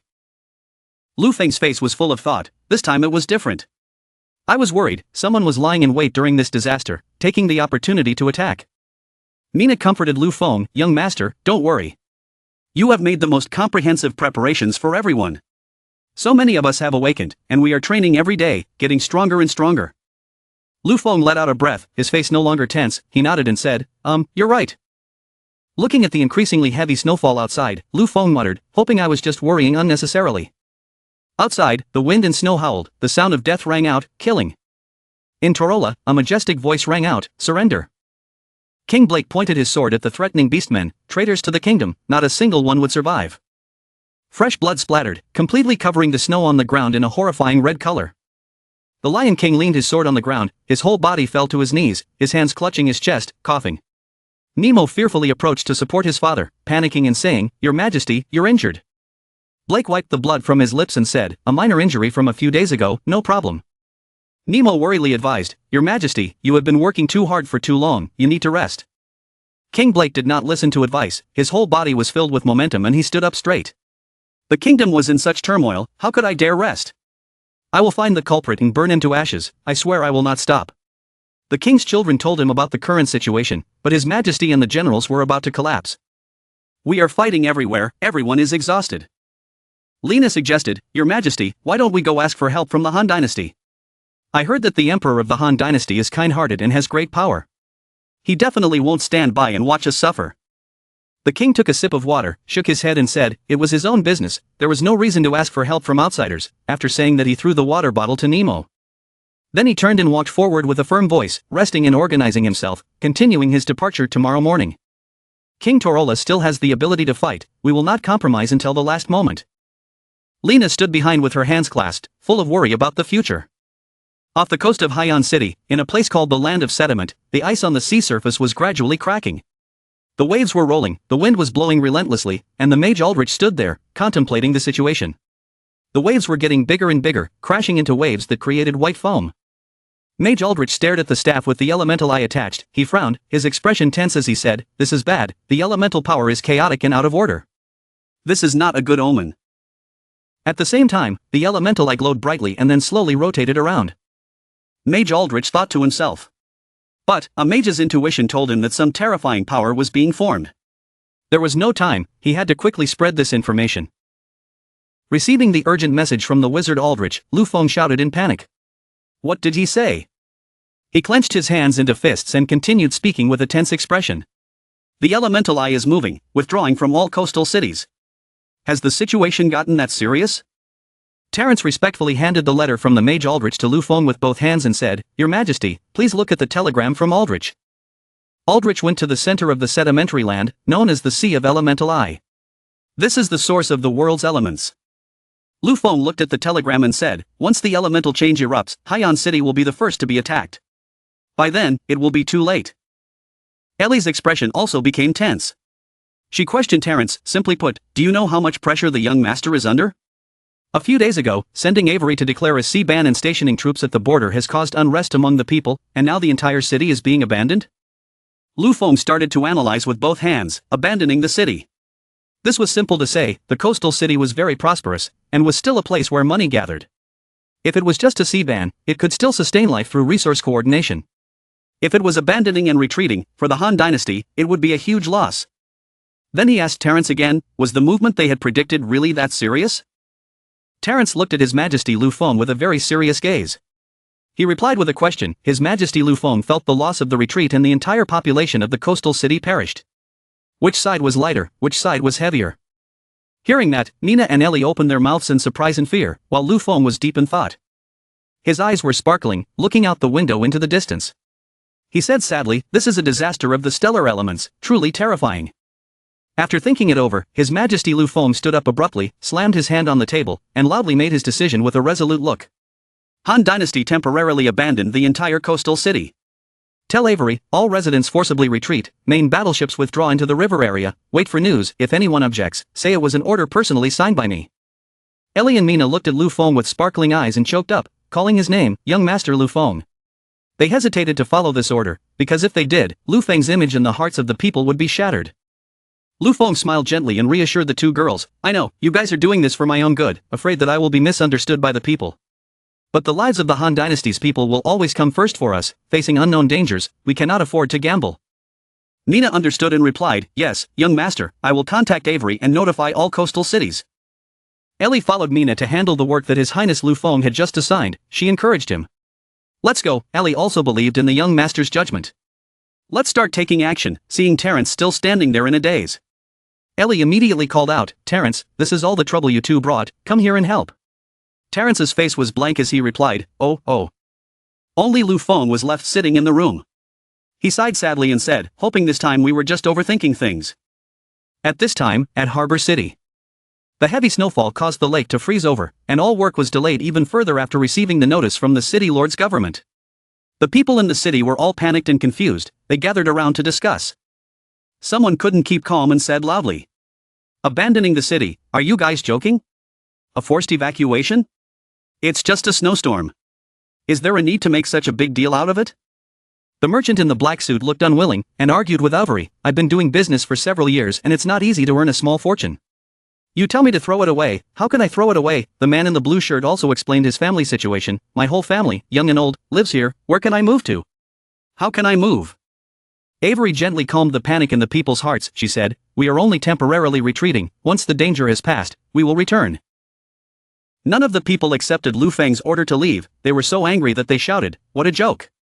I don't want to leave my home, they all said in unison, yes, Avery froze in the midst of this wave of protests.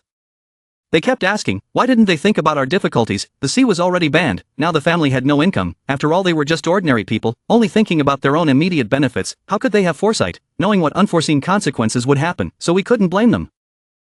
Avery couldn't keep calm anymore, frowned and shouted loudly, so what, then those who are dissatisfied should stay and wait to die. Hearing the life-threatening words, everyone was extremely confused, and the residents gathered around to mock her. What did she just say in human language? What is this? Have you finally revealed your true colors, little girl?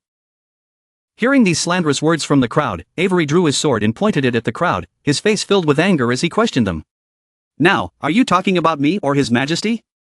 I ask you, since His Majesty ascended the throne, have you ever made any wrong judgments?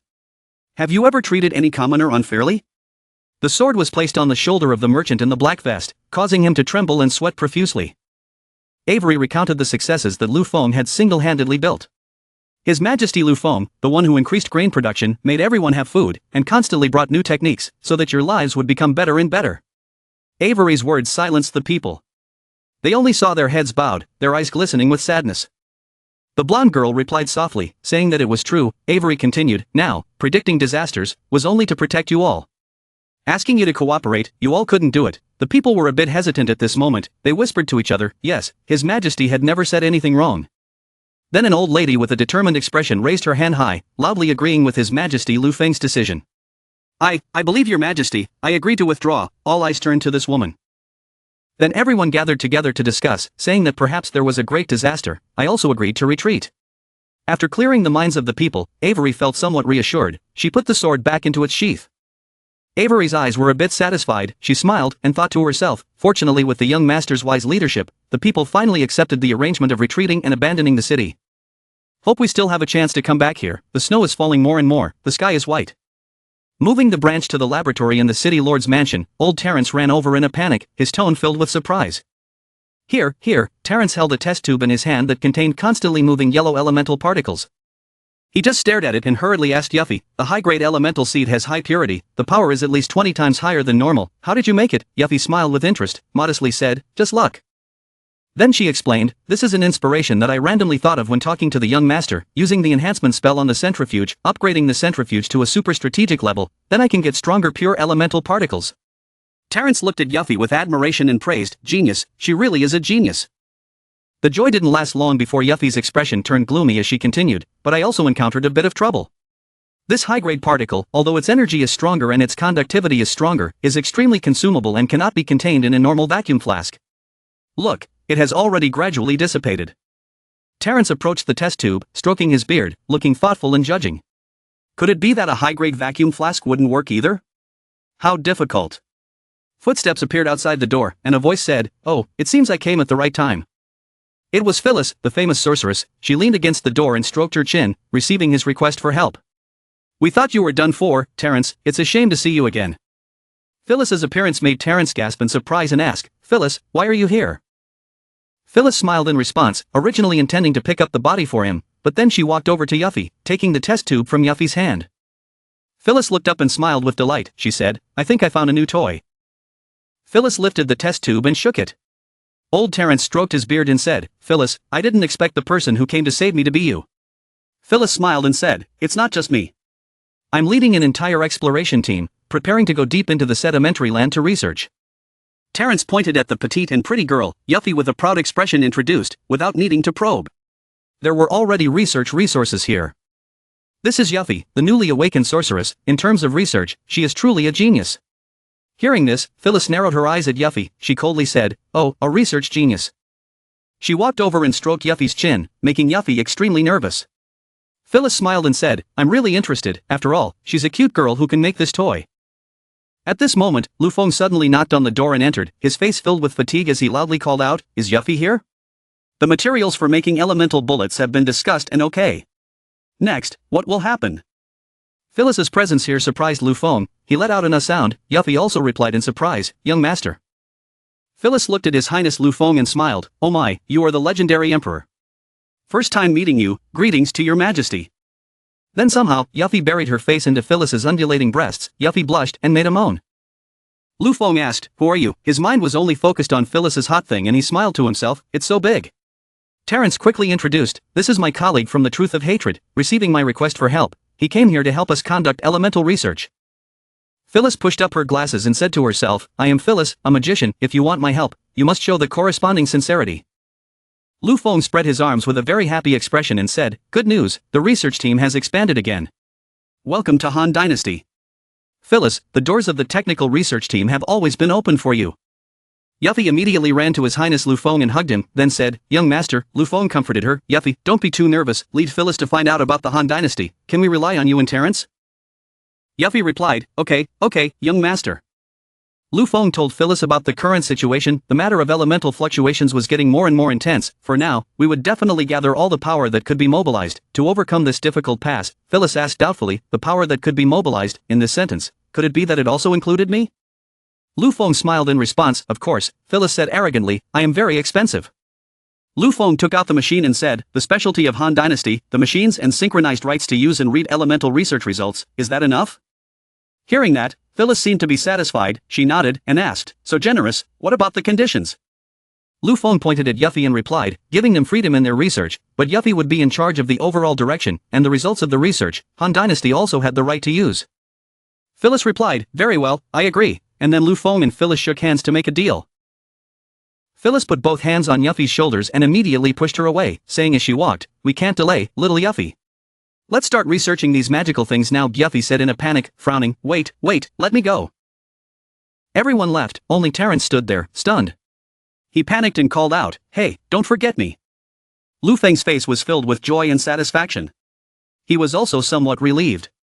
The matter of the production of elemental bullets had been arranged and the research team was gradually growing stronger. Maybe, we can rest assured for a while. Scene changes to the Forro Kingdom representative office. Ferguson sat squirming on the throne, he kept asking, Chandra, how is the army's reorganization? Chandra knelt down on the ground, bowed her head and replied, the army has completed its reorganization, gathered on all four sides of the royal city. We await your highness's orders, Ferguson said with a smug smile, not bad, then he loudly ordered, pass on my orders, summon 500,000 farmers, repair the road that can accommodate 50 horses in a row, from the Forro border directly connect to the royal city, quickly get to work. Suddenly, a blond man dressed like a noble raised his hand to express his opinion, his body trembling as he spoke. Your Highness, 500,000 farmers are difficult to achieve in such a short period of time, and the amount of grain harvest next year.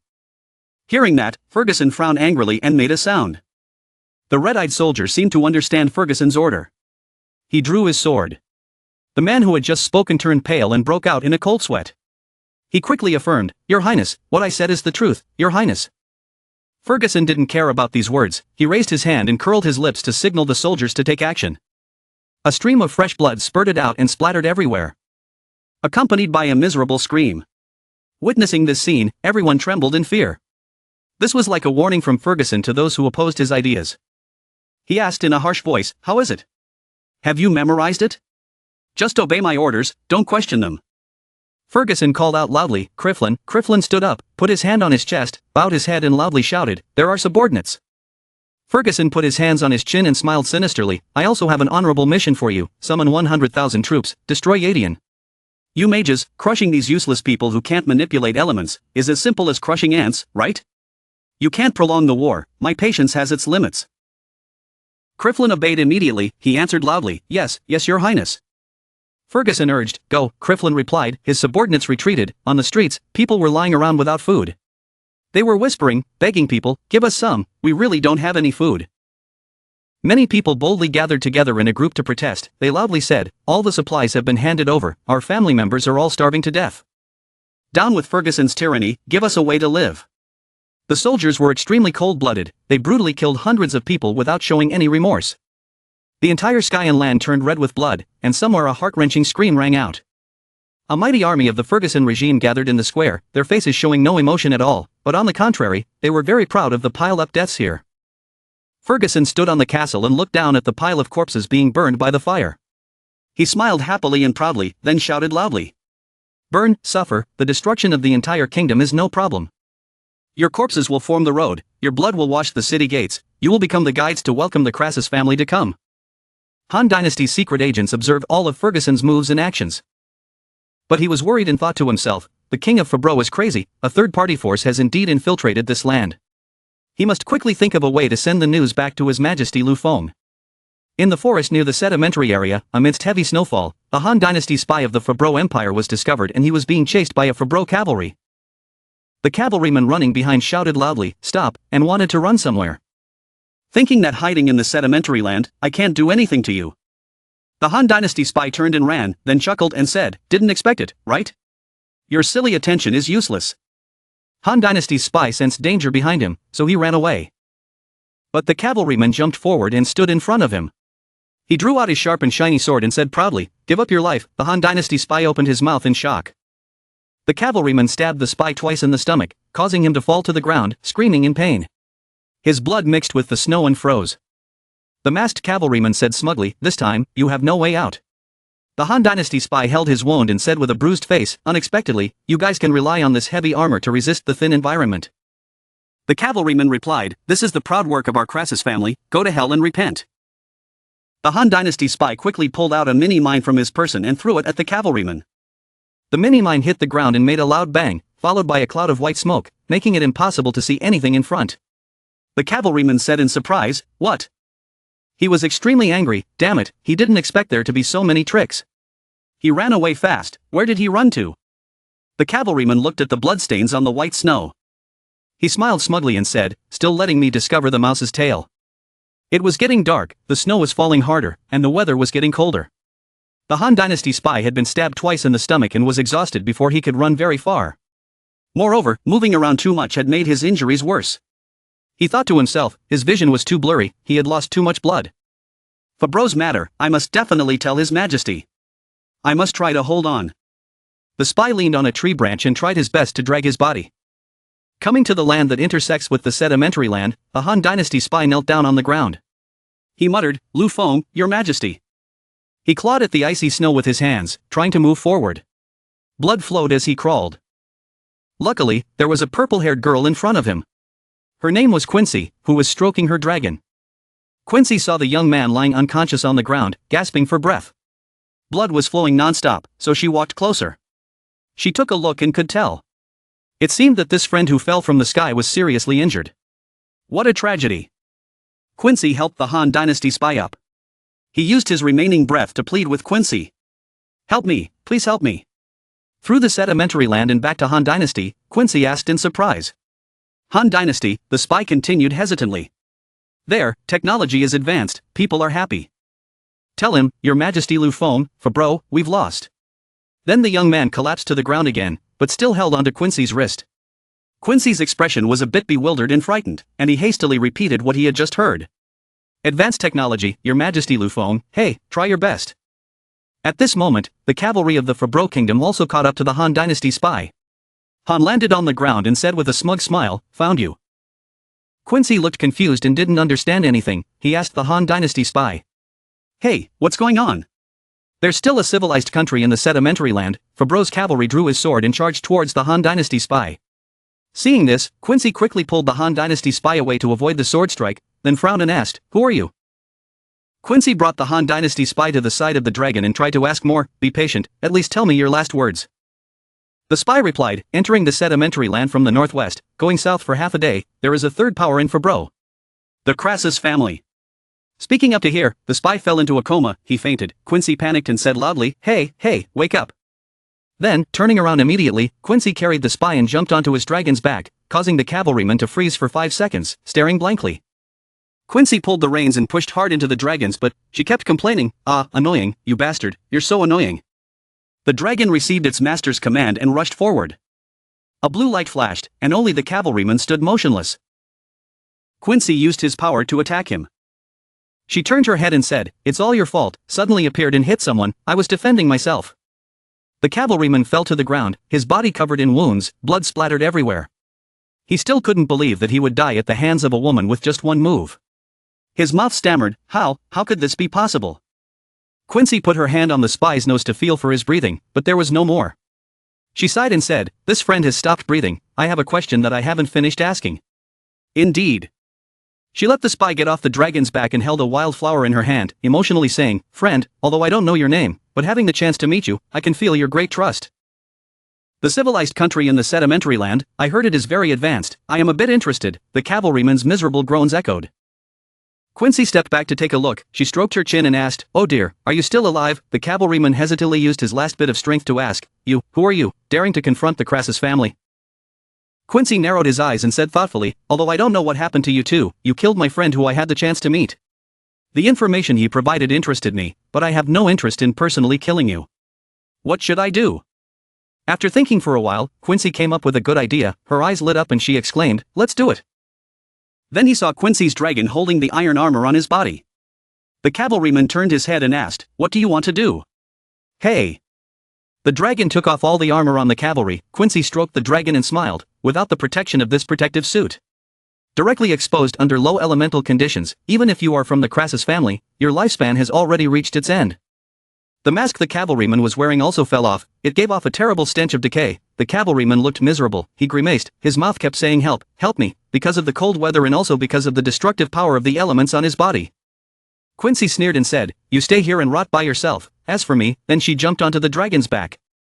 With a face full of interest, he continued, needing to go to that magical newborn country to see how it is. She turned to look at the Han Dynasty spy with affectionate eyes and said, don't worry, friend, rest in peace here. I will help you deliver your last words. After a snowstorm night, Quincy and his companion, the giant dragon, were about to reach the advanced civilized Chang'an city. At this time, in the city lord's mansion, Ellie's face was quite excited. She loudly announced to His Highness Lu Feng. Young master, good news, the granary reported that according to the latest statistics, our food harvest is bountiful. Lu Feng smiled happily and said, that's great, quickly take it and show it to me. Lu Feng picked up the report and looked at it, unable to hide his joy. He said, such a good number, even if there was a sudden change, the people would not go hungry in the short term.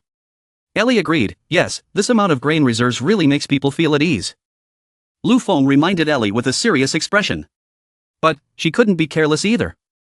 Starting tomorrow, we will start reducing the supply to basically ensure that everyone will not starve. Save a little more food, Ellie stroked her chin, not understanding His Highness Lu Feng's intentions, and asked curiously, there is already so much food, do we still need to reserve more? Mina trusted Lu Feng's decisions, she affirmed, the young master's arrangements all had their reasons, he had never been wrong. His Highness Lu Feng clasped his hands together, looked down at the table, and said with a thoughtful expression, I have a feeling that something has begun to happen in a place we don't know about. Therefore, for a long-term battle, we must make the most complete preparations, and it all depends on everyone. Ellie and Mina replied in unison. Yes, young master, then each of us has a mission, Ellie said, I will go notify the food warehouse, Mina also spoke, I will go discuss the adjustment with the army. Only Lu Feng was left sitting in the room. He looked out the window, but there was only white, because the snow was falling heavily and blindingly. On this side of the blizzard, the Han Dynasty spy passed away peacefully because before he lost all the information, he had conveyed it all to Quincy. A person who values love and loyalty, even though they have only known each other for a fleeting 50 minutes, the wildflower that Quincy gave to the Han Dynasty spy, it symbolizes the promise between her and him. Lu Feng thought to himself, what happened in the end? Back in the Han Dynasty, on the streets, although everyone responded to His Majesty Lu Feng's call to prepare for battle, the lives of the common people were still happy and orderly. Except for Yuffie and Phyllis's testing of new materials, the people seemed to be unfamiliar with this state. In the lab right now. Phyllis spoke up, unexpectedly the second-generation elemental generator plan was actually feasible, the power is not bad, cough cough, Yuffie replied. Too good, although it still needed an incantation to ignite the fire, the elemental conversion efficiency was also low, but the stability was doubled compared to the first generation. Phyllis laughed and said, there was no need to be so strict with herself, little Yuffie was able to break through to that level in such a short time, she was already a genius, let go. Yuffie emotionally buried her head in Phyllis's chest and said, the engine prototype is complete, this path can be taken. The next work is just to continuously strengthen it, although that is true, time waits for no man.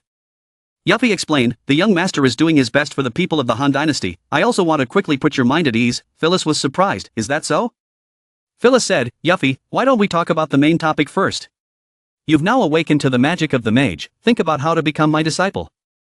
To Yuffie's surprise, Phyllis explained, I am a famous talisman mage of the land of truth, with your natural talent and my teachings, you will become one in no time.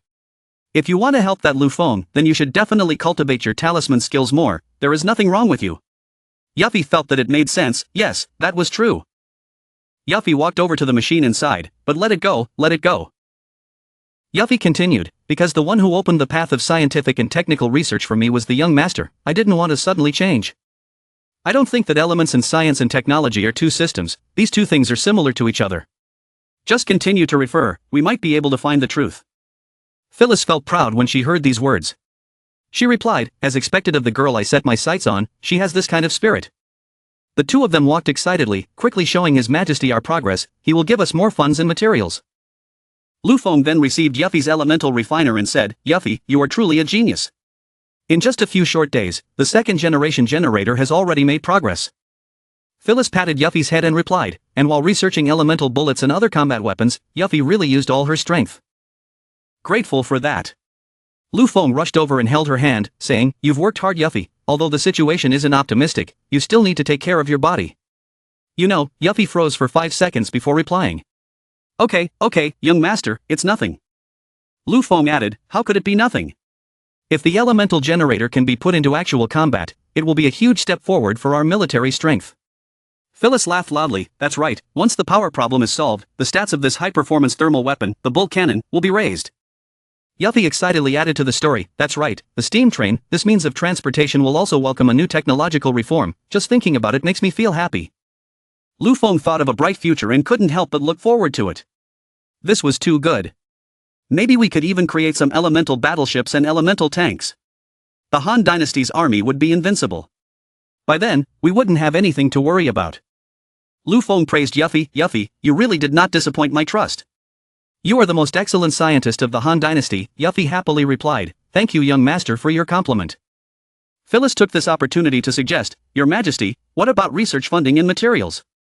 Lu Feng understood immediately. Without hesitation, he gave the order, of course approved, for the elemental cannon and elemental battleship, full research and development. Phyllis and Yuffie continued to accelerate their research on the elemental materials in the following days. People were still startled by the loud explosions. Exploded again, but the elemental transformation probability increased by 5% this time, because the elemental cannon and elemental battleship charged forward. After many times like that, people also get used to such life, no longer startled. Back out of the port city now. The naval commander kept an eye on the situation. He was worried. Was it my feeling wrong? The iceberg outside seemed to be getting bigger and bigger. His Majesty's judgment was indeed correct. The leader looked around for a moment and then asked his subordinate if all the townspeople had fallen yet. He replied, just now. The last wave of people had finally retreated, and the town was now deserted. He now gave the order with peace of mind. Okay, according to your Majesty's orders, the entire fleet retreats 5 miles into the river. The naval commander promised a day of triumph. Leaving the homeland was only temporary, we would return sooner or later. In the faraway cold region at this moment, a bird flew silently in the sky, under the gaze of the magician Aldrich. He had been here listening for signs for a long time. Aldrich realized, the protective spell was about to collapse. Continuing like this would consume too much, it wasn't a good way. The concentration of elements near the elemental eye was very high, but it was chaotic and violent. Even a mage like me couldn't stay there for long. More and more icebergs were floating around. Who knows, the entire ocean might freeze over. By then, the elemental eye would probably appear, although it would probably take some time. But I never expected to witness it with my own eyes, the old mage standing before this strange changing scene. It was too honorable, that was the legacy of the gods. Aldrich glared, but as expected, such a majestic scene could not be enjoyed alone. Not only is there hatred of truth, there are also many strange auras. Looking up at the sky, Aldrich secretly wished, His Majesty Lu Feng, I hope you are ready. At the same time, at the border of the Yadian region, a nomad was camping overnight in the cold forest.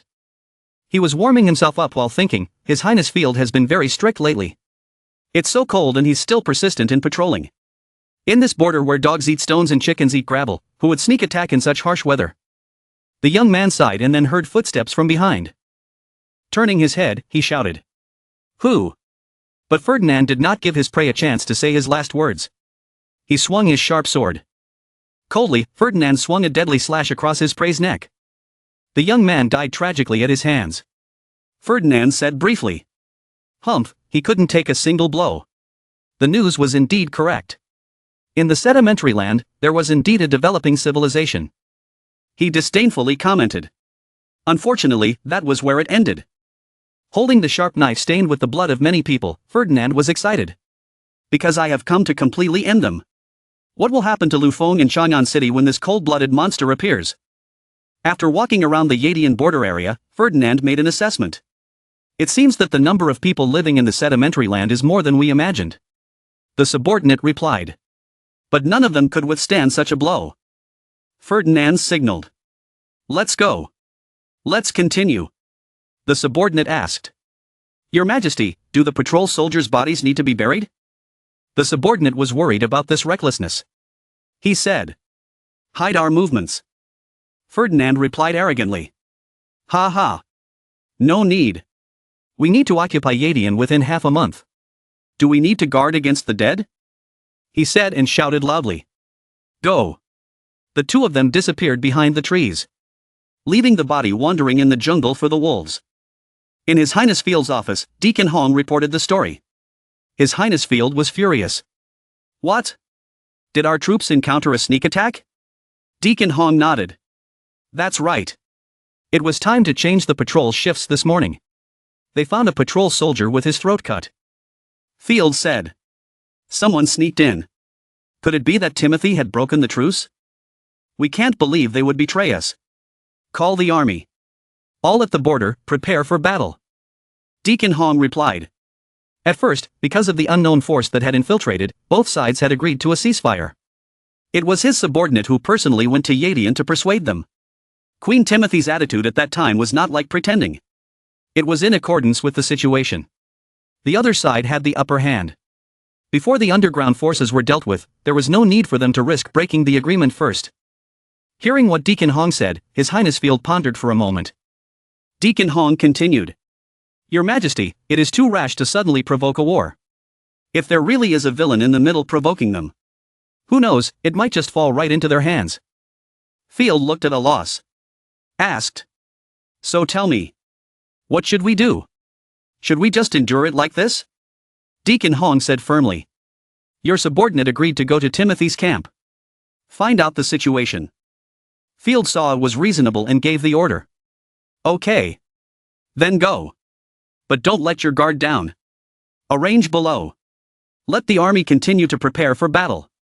Once we find out that Timothy has betrayed us, immediately start the attack. There was a plan. Deacon Hong immediately received the order. Without delay. Turn to Timothy territory now. Your Majesty. The border city suddenly fell. Your subordinates are incompetent. We are temporarily unable to grasp the identity of the attacker. We cannot even investigate who did it. The courtiers calmed Timothy. His Majesty calmed down. It was certain that the field solicitors were not lying. There was indeed someone of unknown identity entering Yadian. Timothy wondered. Could it be that they were acting on their own? He replied. Faya did not have that kind of ability. The strategist presented. Your Majesty. The enemy is advancing very aggressively. I'm afraid it will drain our fighting strength. We still need to be ready in the field position to cancel the treaty. We cannot send troops to the front lines to rescue. Your subordinate feels. We can send a message to the Han Dynasty to request His Majesty Lu Feng's help. Timothy felt something was wrong. She replied. It was troublesome. It was best to solve it herself. Don't keep asking others for help. She thought to herself. But if His Majesty Lu Feng came in person? It didn't seem impossible. The generals gave their opinions. Your Majesty. I also think that the plan to request help should be postponed. We must at least investigate the situation clearly first. Then we can decide. Your Majesty. I agree to investigate. Timothy nodded in that spirit. Okay. We need the most complete intelligence. The general replied. Your subordinate will definitely complete it. Please rest assured, Your Majesty. Back to a place on the Yadian border. At the patrol camp. The soldier cautiously went to scout. He did not expect to find the enemy so quickly. He looked inside. He saw his attendant, Ferdinand. Surprised. Who was the man beside the fire? The face was unfamiliar, but it was definitely the leader of the group. Investigate a little more and then I can return to report. While I was still hesitating, a person appeared from behind. One blow left him unconscious. The soldier fainted. Tied to the tent. They threw water in his face. Sleeping was comfortable. Wake up. The soldier spoke. You. Finally. Who are you? Arnold shouted. Ah. I should be the one asking you that. Then he lashed him painfully. Who are you? Who do you work for? What are you doing here? The soldier groaned in pain. Arnold angrily grabbed his hair and threatened. I advise you to confess soon. You might die quickly. At this moment, Ferdinand walked in from outside. Speak up. Treat our guest. How rude, Arnold. Enter the sedimentary land. We need a guide. A wise man will make the right choice. Right? My friend. The soldier tried to open his eyes and observe. He asked them. Who are you guys? Why are you here? Ferdinand looked at him coldly and asked back. Why? He waved his hand. His arm did not reach the soldier's sword leaning against the pillar. This move is just a warning. To show the soldier how dangerous they are. His sword broke into two pieces. It was terrifying. The soldier had a heart attack when he first saw the scene. Ferdinand now speaks. I am the successor of the Pompy family. The future leader of the sedimentary land. The slayer of the Terra Holy Light. Ferdinand. The soldier then realized. Terra Holy Light, cut down the warrior. He added. The people of the sedimentary land have not seen the power of the elements. Then you absolutely do not have the strength to resist. It is a gift from the gods. We rely on the power of will to destroy iron and steel. Do you really want to be our enemy? The soldier had been in this situation many times. His mouth was as hard as stone. I knew nothing. I said nothing. Hearing this, Arnold could not hold back his anger. He shouted loudly. Your Highness. This person unexpectedly still had such a stubborn mouth. I'm afraid that being beaten still won't help. Let your subordinates do it, he said, and then proceeded to torture the soldier. Night falls. Arnold was so heavy-handed that he had to go and tell Ferdinand. His Highness. He fainted. Ferdinand asked. Did he say anything? Arnold replied. No, he barely said a word. Ferdinand was a little amazed. Unexpectedly, in the sedimentary land, there were also brave warriors who faced absolute power. Still steadfastly loyal and refused to submit. He immediately gave orders. Lock him up to recuperate. Arnold was surprised by his master's decision. He couldn't help but wonder. Ferdinand tried to explain, I want this brave man to personally witness me leading the Pompey family to conquer the sedimentary land. The Yadian border defense line was slowly being destroyed by Pompey's army. Now pursuing and killing the patrol army. Kill. Charge. Advance. Arnold drew his sword. He ordered his troops to kill by mistake rather than let any escape. Several swords were thrown and stabbed the soldiers in the back, seriously injuring them. Ferdinand took this opportunity. He intended to use a fatal blow to finish him off, and quickly drew his sword. A swoosh cut through the air. It flew straight towards the last two soldiers. Ferdinand killed them without a second thought. His killing instinct had now become unconditional. The two soldiers fell in a pool of blood. Groaning, why? How can you be so strong? Ferdinand replied disdainfully. Trash that doesn't know how to use elements. Go to another world and find the answer. Arnold stepped forward and said. Your Highness. The cleaning is done. Ferdinand still looked bored. Humph, can't take a single blow. Sure enough, in Yadian, there isn't a single person who knows how to fight. His soldiers cheered. Your Highness is mighty. Arnold said excitedly. By the time the turtle Simmons outside realized, he had already leveled Yadian. Ferdinand took advantage of the situation and laughed arrogantly. Ha, I really want to see that cowardly big brother's depressed face. Timothy was now secretly observing them from afar. How could that be? Field's vanguard had been completely annihilated, and with the situation completely one-sided. Looking back carefully, Timothy clearly remembered the appearance of the leader Ferdinand. Timothy was determined, the news was indeed correct. Who are those winners? The old subordinate asked. Your Majesty, what should we do? Timothy immediately gave orders, ordering all the soldiers on the spot to set up defenses. He quickly sent a message to His Majesty Lu Feng, telling him in detail about the enemy's strength. Yadian needed help urgently. In no time, the telegram reached Lu Feng. He was extremely surprised. A whole army of Field, all destroyed. Something had really happened. Ellie and Mina were stunned. What? 5 people destroyed the entire army of Field? Impossible. Lu Feng said. But that's what intelligence is, Terence. Do you know these people? Lu Feng pointed at Ferdinand's photo and asked. Terence picked it up and looked at it for a moment, then looked surprised. It was an unfamiliar face, but judging by the way they were dressed and the family crest on their bodies, they must be from the Pompey family. Ellie wondered. What was the Pompey family like? Terence explained, it was one of the 5 great royal families of the Magnet Empire. The Pompey family acted very tyrannically. The fighting power of the whole family was very fierce and brave. Always very brutal to the enemy. Unexpectedly, the first enemy to face was them. Mina pondered for a moment and asked, if it was the 5 great families, why were there only so many people? Ellie also looked confused. Say, maybe the army went to scout. The company was stationed far away. Lu Feng now gives his opinion, no, probably only these people are right.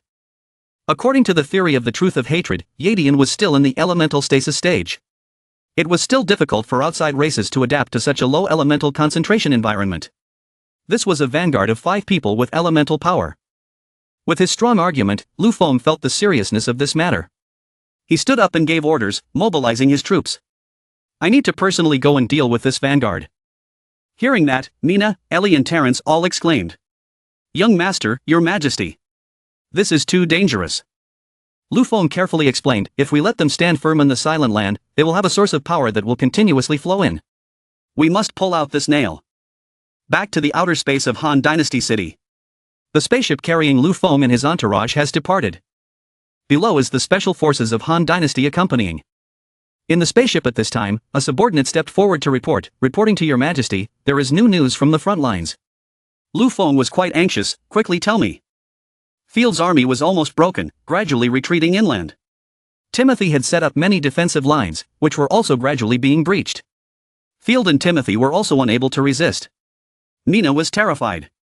The Pompy family's fighting power was too strong. This was the power of the star element.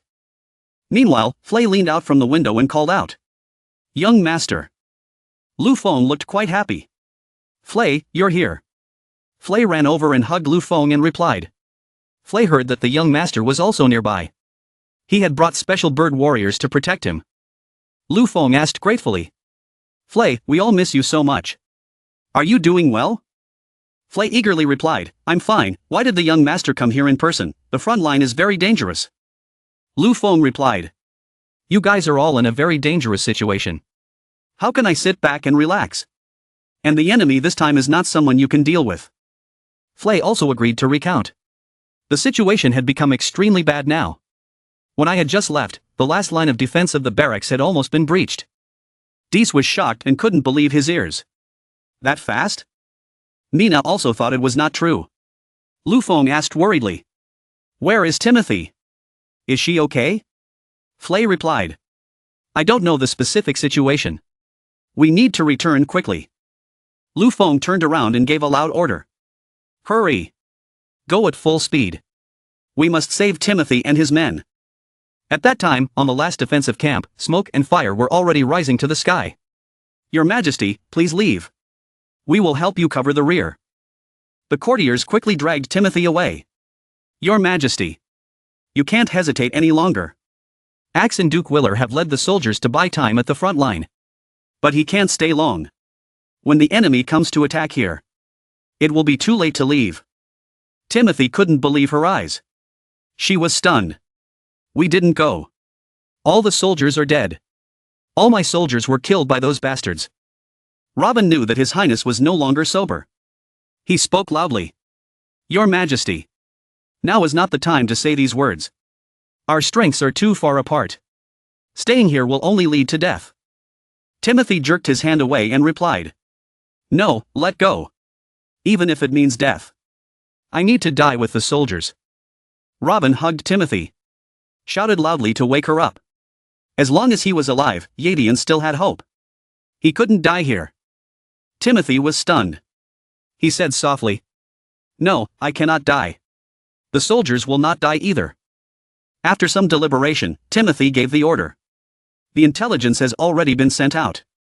His Majesty Lu Feng will definitely come here to save us. I believe in him. While Timothy was still making his assertion, Pompey's army delivered a fierce blow. Luckily for Timothy, Robin came to her rescue in time. Never before had the two of them witnessed such a devastating military weapon. Helping his master Timothy up, Robin shouted. The enemy had already attacked here. Timothy was panting from exhaustion. She was no longer conscious. Give orders to the last men. Where is Duke Willer?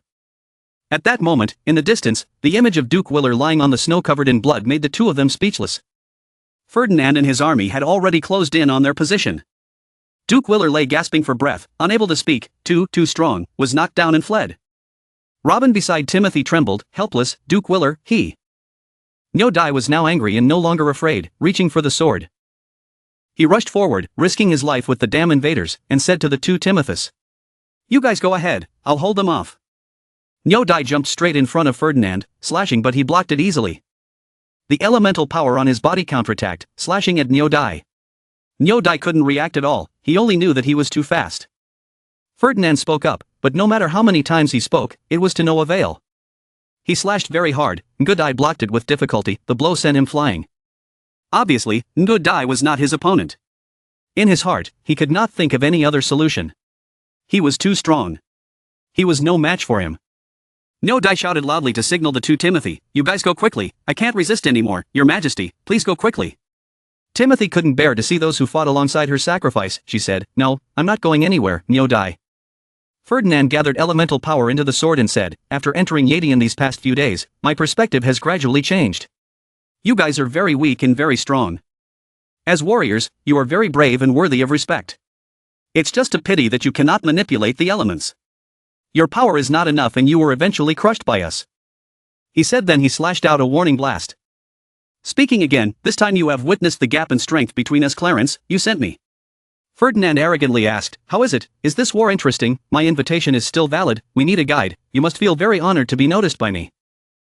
Then they dragged Clarence, tied his hands tightly. Ferdinand said sweet words, "Now submit to me." Clarence was loyal to the territory of Timothy, never knew fear. He shouted back, "Shut up, you are dreaming. His Highness Timothy will not run away, nor will he surrender, nor will I betray my country, absolutely not." Ferdinand heard this and could only reply dejectedly, "Unfortunately, then there was no other way." He smiled wickedly and said, "Let me send you on your way, brothers." With that, he swung his murderous knife towards him. Timothy looked at the scene in horror. Suddenly, in the midst of that critical moment, a voice spoke up and stopped. Pompey's soldiers were now in an uproar. What is this, a Yadian specialty?" Clarence was surprised, he said, "No, that is." Timothy was sure in his heart, "No way, no way." There was no doubt about it, Timothy decided, it was finally here, her eyes filled with hope. High in the sky, Lu Feng's spaceship had already appeared, the loud shouts of the Chang'an City army. His Majesty Lu Feng arrived, his entourage entered in armored vehicles and artillery. Lu Feng immediately realized and asked, "We made it in time, right? Where's Timothy?" He looked down and saw Timothy waving happily. He saw him, still alive. Lu Feng breathed a sigh of relief. He stood up and declared, "Very good, next let's see us." Lu Feng declared loudly, pulling out this sneak attack nail, letting peace return to Yadian. The army and artillery massed before Pompey's eyes. They were somewhat wary, many of them saw such military weapons for the first time, curiously asked, "Your Highness, what is this, never seen before?" Arnold spoke up, "Your Highness, no matter what, the people here cannot use elements, we can kill them all." Ferdinand then thought differently. He said, "Don't underestimate the enemy." He gave serious orders and arranged the formation. The enemy might not be easy to deal with. Before we can find out the truth, we should maintain a defensive formation. Robin looked at the Chang'an City army's formation and was overwhelmed. It was truly astonishing. Timothy walked up to Lu Feng's spaceship, amazed, "Long time no see, you guys have developed to this level." Lu Feng's slogan, Han Dynasty Lu Feng His Majesty, was shouted loudly. Lu Feng finished arranging his troops, shouted loudly and fired. The special state-of-the-art artillery fired, and the heavily armored troops advanced to build a solid defense line. Pompey's men were hit by the bullets and exploded. Arnold jumped up, the bullets exploded. What was that? Didn't they not know how to use the elements? Ferdinand eagerly urged his men to charge. No matter what it was, the Pompey clan soldiers had nothing to fear. Clear, and so, the Pompeys galloped straight towards Lu Feng's army. Lu Feng knew that these enemies had no chance of winning. He stood tall and ordered his troops to destroy the enemies and win. However, Ferdinand's elemental power was no pushover, making Lu Feng's army struggle to defend. The attack was too strong. "Fire, don't stop." Guns fired, cannons fired, Pompey's army with its weak defense died like ants. Ferdinand was brave and worthy of being Pompey's general. He charged into Lu Feng's army's battlefield alone and slashed at them. The battle was fierce, neither side would give in, smoke and fire roared, dust filled the sky. Lu Feng's army also suffered countless casualties, blood stained the snowy hills red. With great difficulty, Ferdinand managed to get close to Lu Feng. He raised his head and said, "Finally a capable opponent." He shouted loudly in front of Lu Feng, reporting your title. From the moment he entered Yadian, Lu Feng was the first person to cause casualties to Ferdinand's army. Not only that, he still doesn't know if he can keep his life this time, he just keeps shouting, "I need to remember you." Ferdinand waited but did not see Lu Feng reply. He smiled wryly, then ordered the army, "We will fight again next time." Having said that, he urged his horse back, with Arnold and his army following behind him. Lu Feng seemed to not want to fight anymore, so he ordered his troops to stop firing. The enemy had retreated. Dees was a little surprised and asked, "Why don't we take advantage of the victory and charge forward?" Lu Feng explained, "Our soldiers also suffered casualties, the enemy's strength was much stronger than ours, the soldiers needed to rest and recuperate, and Timothy and the others too." The ringing, Dees said, was an elemental call, Terence sending it. Terence said cheerfully, "Hello, hello," received it. Lu Feng smiled and replied, "Terence, the effect of using elemental call is not bad." Terence laughed out loud. Of course, he transmitted the element into the telegraph, forming an elemental call. "What a wonderful work from me and Yuffie." Lu Feng wondered, "Our side just finished fighting, what's your business?" Terence said immediately, "Oh, almost forgot the main thing, we found some intelligence about the Pompy family." Lu Feng asked, "What intelligence?" Terence presents, a part of the elite warriors of the Pompy family have been baptized by elemental power. Therefore, the power surpasses the power of humans in the sedimentary land. Lu Feng replied, "The baptism of elemental power is a special method to activate the potential of humans outside of Yadian." Terence nodded, the elemental power in the sedimentary land was still suppressed, there weren't many strong people who could enter here. "I just want to remind everyone, beware of that elite power, they are very scary." Mina and Dees were surprised, a few strong people, could it be that person just now? Lu Feng lowered his voice in doubt, "Perhaps we have met before." Terence heard and was startled. "What? What happened?" Lu Feng began to recall his memories. That person was clearly the leader of the vanguard squad, able to fight one-on-one, and could even use ordinary weapons to cut through tank shells. Lu Feng recalled his encounter with Ferdinand, concluding that he was very strong. Terence nodded like he was chopping wood. How could he not be strong? We encountered such an enemy at the beginning of the war, we were so unlucky, being able to repel him was completely due to luck. Ellie immediately gave him a punch. What luck? This is called strength, how could he doubt the young master? Ellie quickly encouraged Lu Feng. Although Terence's words were not pleasant to hear, the content was not wrong. "Young master, we cannot help. You guys must be careful." Lu Feng spoke up, "Don't worry Ellie, thank you too for contacting me." Mina and Dee smiled, "That's right, there are two of us here too." Terence pressed Ellie's head down and replied, "This small matter, not worth mentioning. Han Dynasty has never allied with the truth of hatred, so we cannot directly participate in your battles. As for myself, I hope you all can return safely."